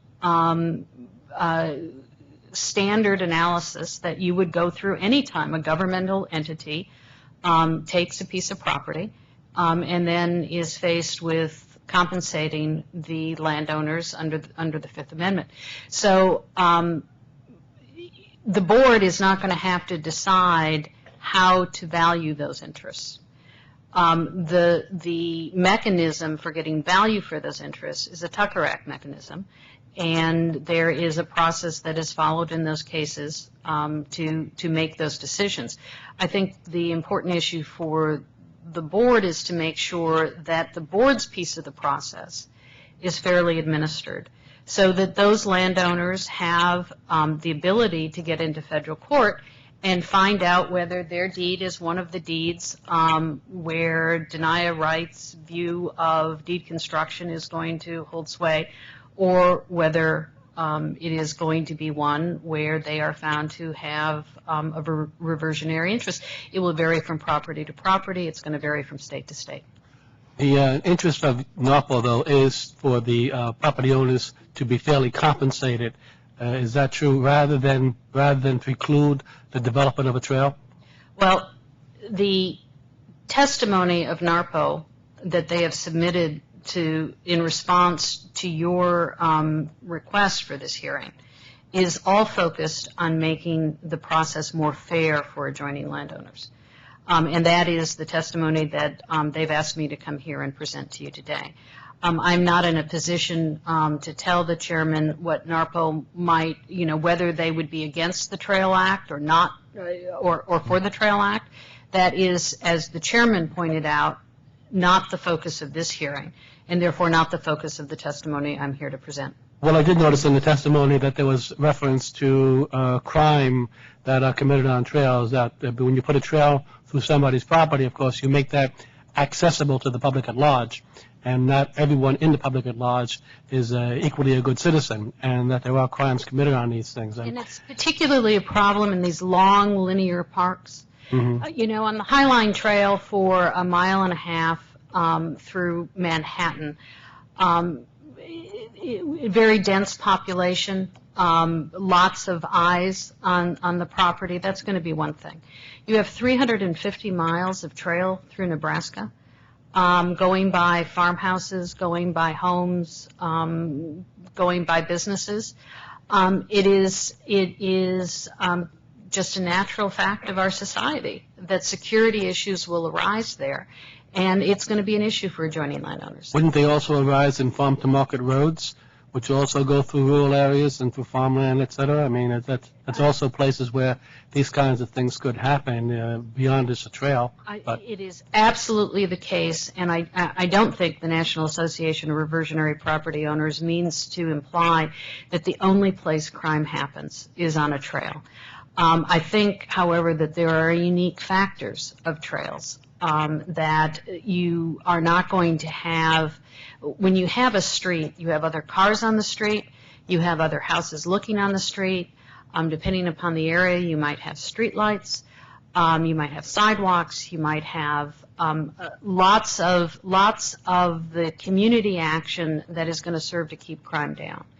If you have 350 miles going through rural area without any of those even normal rural area road factors, and I have a farm in Minnesota, and you know every car on that road, and you wave to every car on that road, and you know when that must be a rental car because you haven't seen that car before. You're just not going to get that on a long linear trail, and it's going to have a factor that has an impact on crime. Ms. Wright, you note that the level of implementation of the Trails Acts and rail banking varies widely by state. What distinguishes a state that actively facilitates rail banking from those that do not, in terms of policy, funding, et cetera? Is there any kind of pattern? There's quite a number of differences. Some states will actively acquire the corridors. Well, first they'll monitor abandonments. They might have them on their master plans, their trail record parks master plans. They'll monitor them. They will actually acquire and negotiate with the railroads and acquire this land. And then they will be active in obtaining grants to help develop the land, to develop the trail. Other states take this not only a hands-off approach of, if a private entity wants to go out and negotiate a Trails Act agreement, fine, but don't come to the Parks Department or the DOT for assistance. Some states, it's very common that a lot of state parks departments don't have eminent domain powers, but the DOTs do. And so if you're in a state where trail acquisition is primarily funneled to your Parks Department, you severely hamstring the ability of the Parks Department by not giving an eminent domain power to possibly, fix any gaps in a corridor. State of Indiana, I remember, had a rule that said that you had to develop the trail to the same extent, the same specifications as you would a highway. So it's fine to have a Trails and Greenways office that you might even be encouraging acquisition of trails, but then to turn around and require that it meet those requirements. So there's a whole handful of differences. Other states simply promote, there's also a number of ways in which states that have interpreted their property laws in a way that is more supportive of the integrity of the corridor and the possibility of shifting that use from a railroad to another public use, who recognize these as public highways, multi-use corridors, and the trail use is not an additional burden, for instance. In those states, the state law, the state courts, and the state common law have evolved rules that will facilitate, at least I should say, reduce, hopefully, the litigation, which then frees up more money to build the trail. So, there's a whole host of ways in which state laws differ. Chairman Nottingham? Thank you, Acting Chairman Mulvey. Ms. Kaufman, I think you present a very real legal conundrum that personally I think deserves some STB attention. The fact that we very well not only could have, but have had trail proposed or potential trail agreements in play but not consummated for more than 6 years. Yet the Federal Court of Claims is increasingly apparently looking at 6 years from the date of our publishing of the Notice of Interim Trail Use Exactly. as the operative date catch-22. for whether or not someone can even bring a Tucker Act claim to redeem their or receive the benefit of one of our core civil rights in the bill Bill of Rights, the Fifth Amendment takings clause, is a pretty serious conundrum that we're in. We're almost, I guarantee you, if those damages to the successful Tucker Act plaintiffs came out of the STB budget, we'd be all over coming up with a solution to that situation. The fact that it's out of nobody's budget, it's an annoyance to the Justice Department, but doesn't really come out of Justice's budget, it's my understanding. So that's just out there. What could we, if we required, because we've had testimony already that we could require through some fairly simple rulemaking activity, and I think we could, notice of consummation of a trail agreement to be filed with the board. We in turn could acknowledge receipt of that through some kind of notice. That could be potentially the operative start time for the 6-year Tucker Act statute of limitations, could it not? It could. It quite possibly should, but that's not what the Federal Circuit determined. And, I think... Well, and in fairness, because there is no such notice, right? They picked the only notice they could find, is my understanding, which is our... And part of the dislocation you've indicated, federal government who's going to pay the Tucker Act doesn't sit down year to year and say, yes, it's worth the public money to have this bike trail going through. The compensations going on in the Tucker Act, you're doing what is within your purview to regulate. If it is within your purview to control the start of the statute of limitations and have that start be the consummation of the trail agreement, that would help. And if there was notice to the landowners, that would help us out of the catch-22. What I am not sure about is whether, and perhaps it's something we need to look into and provide supplemental filing on it, of whether this board can be the authority to define when that statute of limitations starts running, or whether that is still something the Federal Circuit is going to decide. Sometimes those jurisdictional issues take 5, 6, 7 years to determine, and the many time, I just took Amtrak up to New York for the 4th of July, and every time you get on the train and off, they say, mind the gap. And one of the things I was thinking about for these property owners coming in is, my word to this board is mind the gap. Because this is not the usual rational way in which we go about a public use in compensating citizens in this country. So if there is the authority for you to define when that statute of limitations starts, and if it is the consummation of the trail agreement, and if the adjoining landowners, who I think under due process rights have a right to actual direct notice of that, if we can bundle that all together, that would be excellent. If we can't do that, then we need to move the notice process back and still be mindful of unlimited extensions on the notice of interim trail use, because that just leaves all those property rights in limbo. I would suggest, just as one commissioner, not on behalf of the entire board by any means, but that this board would never be the guardian of the Tucker Act and the agency or entity that sets statute of limitations policy under the Tucker Act. But we are the guardian or custodian of some very important components of the Trails Act and the whole process of going through the notice of the beginning of trail negotiations, but very easily could become the publisher of a notice documenting the completion. So imagine if every town or county or local government who announced a public hearing to think about and ponder building a park or a jail or a school had that beginning of that thought process count as the taking event. I mean, you'd have, and then how do you value? In other words, if your clients, what they have to do now, I assume, is in advance of the consummation of a trail agreement, potentially, file a lawsuit, and then be open to the claim, well, who's taken your property? There's no trail. Exactly. It's a tough case to win, right? Then you lose the case, and a year later that the trail's consummated and and then you're told that you're shut out of court because 6 years went past from the time of the first Mr. notice. Vice Chairman, I welcome your solution to it. But the claims court could, it would be within their purview, I would suggest, to, if we were to take such an action, to take notice of that and say, wow, there is now a more operative, a more valid trigger to the statute. There may not have been before, but there is now. And under Chevron, it's deference is due to your interpretation of the statute, which you are responsible for regulating.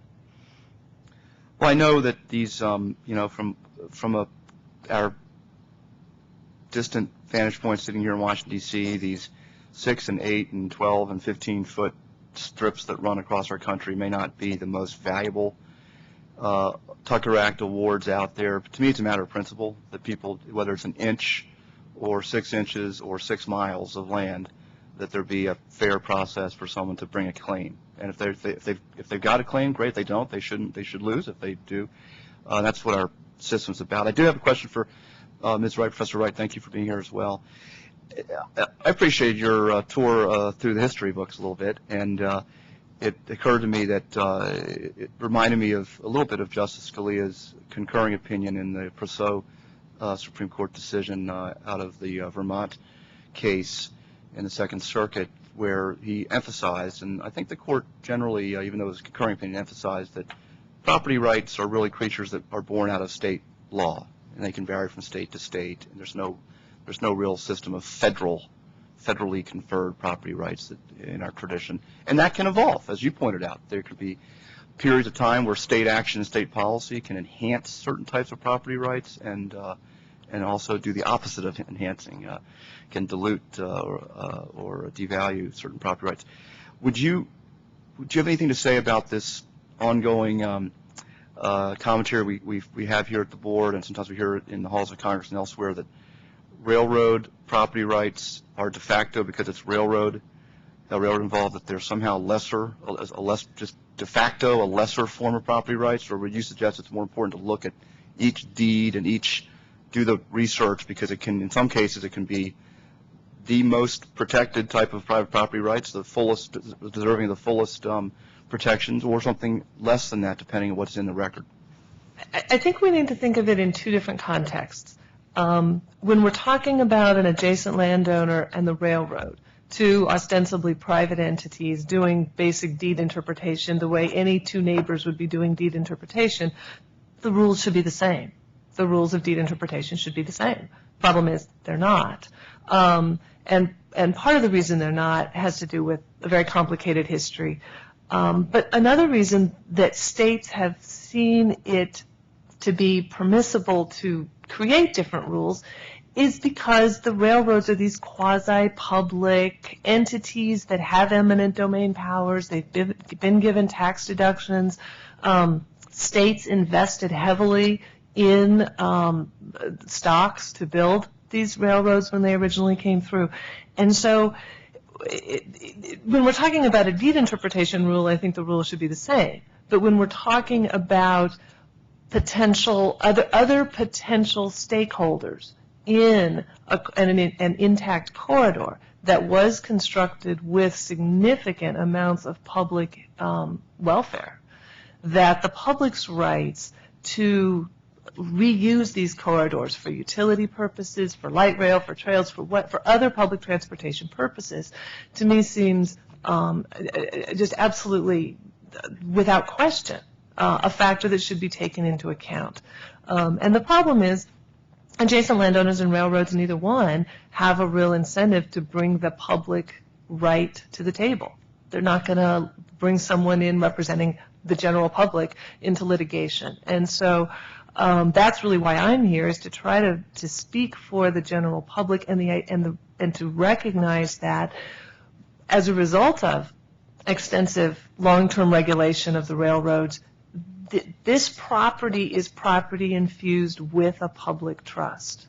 And we recognize this with public trust lands. We don't allow wetlands. We don't allow land right adjacent to waterways, in waterways that are trust lands, to be privatized. So I think that when we're talking about eminent domain power, tax deductions given to railroads that then purchased property, that this property is infused with a public interest. And states, many states are moving along in that line and recognizing that.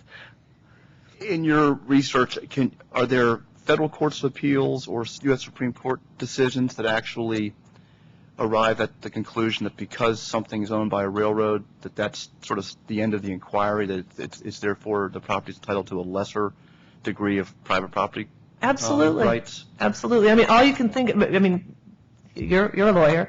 You know the infamous Lochner era and the notorious history of Lochner era cases, and yet the vast majority of cases during the Progressive era where the courts were not supposedly protecting these very robust property rights were railroad cases where they held, you know, of course you can regulate railroad rates. Of course you can tell railroads that they, you know, that they can't privatize this land or they can't restrict elevators who, you know, shippers who want to put elevators over rail lines to access waterways and things like that. So actually there's a tremendous amount of case law from that period that recognizes that railroads are in a different situation because of this common carrier public, quasi-public character.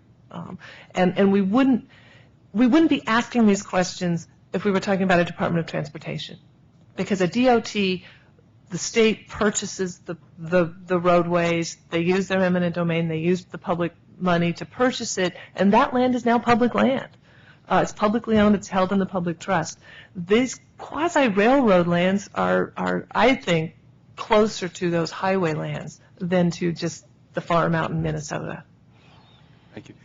Ms. Kaufman, you had a comment on that same line? I did. I spend most of my time litigating these issues against telecommunications companies who paid money to the railroads and not to the underlying fee owners, suing railroads who have tried to sell back to adjoining landowners the land they already own. And in other litigation where Professor Wright and I are often on opposite sides. This is, I have to say, the first time that I've heard railroads' rights being described as lesser than the rights of other people. What I usually hear coming from the other side is, sure, we only have an easement, but an easement in the hands of a railroad is tantamount to a fee. So we're going to act as if our easement is just a fee. It is comforting for me to hear that the railroad doesn't get enhanced rights when they have an easement deed. They've got an easement deed, and they don't get to go around saying it's tantamount to a fee. The other comment I wanted to make was that going back to our Constitution, and also touching on the fact that our property law coming over from England was really some of the first law that got developed. Much of the law that followed came after we developed property law because it was so important to us, is that there are many reasons why a government might decide that there is a public need and there's a public use for a piece of property. Nothing in the Fifth Amendment to the Constitution keeps the government from saying there is a greater need, there's a higher need, there is a public need. So even though you, Mr. and Mrs. Landowner, don't really want to give up your property, we're taking it. That is permitted by our Constitution. We get, as a government, to act in the public interest. What we don't get to do is say there is a greater public need, so we're taking your property and we're not compensating you for it. That's what we don't get to do. I understand. I'll wrap up momentarily, Mr. Chairman, if that's okay. I did want to just clarify, Professor Wright, you did point out that in your study, most of the property accumulated over the decades and centuries by railroads was actually purchased in fee simple, complete, full ownership, no reversionary. But would you, though, at least agree that a significant number of parcels out there were purchased under terms of something less than fee, like, for example, reversionary?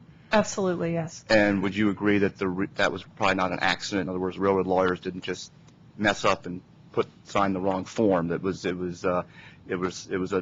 least one party. The railroad certainly had smart lawyers like Abraham Lincoln and others working for him in the past. That they probably did that for a reason, that they wanted to pay more for the property or pay less for the property than fee simple would be. Oh, no, I don't think they paid more or less for the property. You don't think they paid less for the property because they got a reversionary clause? No, I really don't. I mean, if you look at these... And why would they give up the reversionary clause? I'm just curious. Why wouldn't they just grab... No one ever thought the railroads would go away. They didn't think it mattered. They really didn't think it mattered. Just did to make the landowner feel a little better? That's right. That's right. They were far more concerned with the railroad not being built.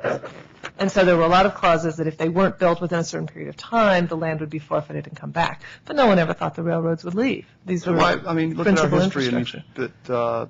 Look at canals. I mean, George Washington was convinced that canals would be the greatest, longest, biggest impact transportation development ever. And I mean, so people, even in the late 1800s, mid 1800s, people had already understanding that today's great new mode might not be tomorrow's. And I don't think railroad lawyers have ever been accused of being overly naive, even by their biggest critics. Well, there are a few in the room, so I'm certainly not going to... They just gave away, they just developed reversionary purchase agreements because they would make the property owners feel better. It's the first I've heard that. I think they did it. It's fair to assume they did it to save some money. Because you can get that for a little less. And maybe they did it in a tricky way. They might have winked and said, "Oh, but don't worry, we're gonna. It's less than you'd like for your property, but don't worry, you could get it back." In other words, so they paid something less. Right. And to me, that has some legal meaning, and it means that the reversionary owner actually retained something. Right. I have no doubt there are certainly deeds in which the word easement is used. I have not seen a railroad deed from the 19th century that used the word easement. They use the word, give, grant, bargain, sell, and convey, or grant, bargain, convey, and release the land, a strip of land. For so long as... or over, through, and across my land. It's not described very well. There's all sorts of ambiguities in these deeds. But if we realize that in the 1840s and 1850s, when the first sort of spate of construction was happening, there wasn't even a concept of a railroad easement. The idea that there would be that one would purchase only a surface right or a use right was pretty unknown, because the railroads had to have exclusive access to this corridor. They had to be able to exclude the landowners. And so everybody understood that what was generally being acquired was the land. They had to be able to fence it and control access to it. Later, especially when we get into about the 1880s, when we have 70,000 miles of new track laid in that decade, you begin to see a real shift. And by this time, railroads have sort of figured out what they're doing. They've had 30 years to do it. Their deeds are a little bit better in the sense that they often try to get releases or contracts in advance, and then they would come back and execute a deed that would have more explicit descriptions. They often use the term right-of-way. We're acquiring right-of-way. If I could jump in, and thank you for your... I would suggest that the whole reason we came up with, and I say we, the whole reason some smart folks in England and Scotland and Ireland developed something that became known as railroads was what? Coal mining. And coal mining was where we really started to expand the understanding of surface rights, mineral rights. So the law of property had actually gotten pretty sophisticated on things like surface rights, rights that are less than 100% fee simple. Mm-hmm. And the whole reason we had railroads was it was a much easier way to get coal out of the ground. And then that developed from there. Ms. Kaufman, do you have anything to contribute to? No, I was just thinking of fee simple as the bundle of rights. I mean, to say it's a bundle of rights says that they are separable in time or in space. I've seen a lot of railroad deeds that say easement. But again, going back to the fact that thankfully for this board, you're not going to have to plow through those easements. That's the Federal Circuit that has to plow through the easements. But it is important to recognize that that process needs its due time. And the playing field, which is set primarily by this board, needs to be one that permits that process to go forward. Thank you. I have no further questions, Mr. Secretary. Well, thank you. Just to add a couple of small points here, that remember when this country was founded, originally it was life, liberty, and pursuit of property. And then, well, no, but then people thought better of that, and ultimately at that time also, relatively few people were property endowed, and we've progressed since that, so it's pursuit of happiness. And there's also, I think, a broader understanding of the public good and public property as well. So in terms of the analogy to canals, which the Vice Chairman made, I would remind him that Mr. Washington was dead 20 years before the Erie Canal was finished. And that I agree with your interpretation of history, Ms. Wright, that I don't think anybody at the time we were building 70,000 miles of railroads in the 1880s thought the railroads would ever go away. I don't think it was sloppy on the part of the railroad lawyers, who the Vice Chairman correctly says are probably the brightest lawyers of the time.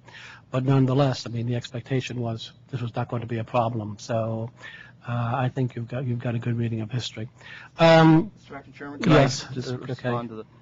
I do agree that my passing knowledge of General Washington, President Washington, is you're correct. He never got to enjoy a canal.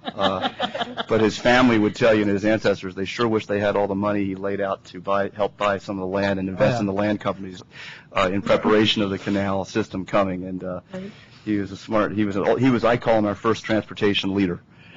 He was a surveyor, a pathfinder. That's what he loved to do, and he stumbled from that into the military and into government. But we need to always claim him as a transportation person, because we don't have enough great leaders in history. And as a great Virginian. Having a whole other hearing on that, perhaps, but that's all I have. Well, and as a great Virginian as well. And let me thank all the panelists today for coming and testifying. It's been very, very helpful and very, very useful. I also want to thank the board staff for the hard work they put in putting together this hearing. And thank you all, and have a safe trip home. Thank you. Bye-bye. At lunch.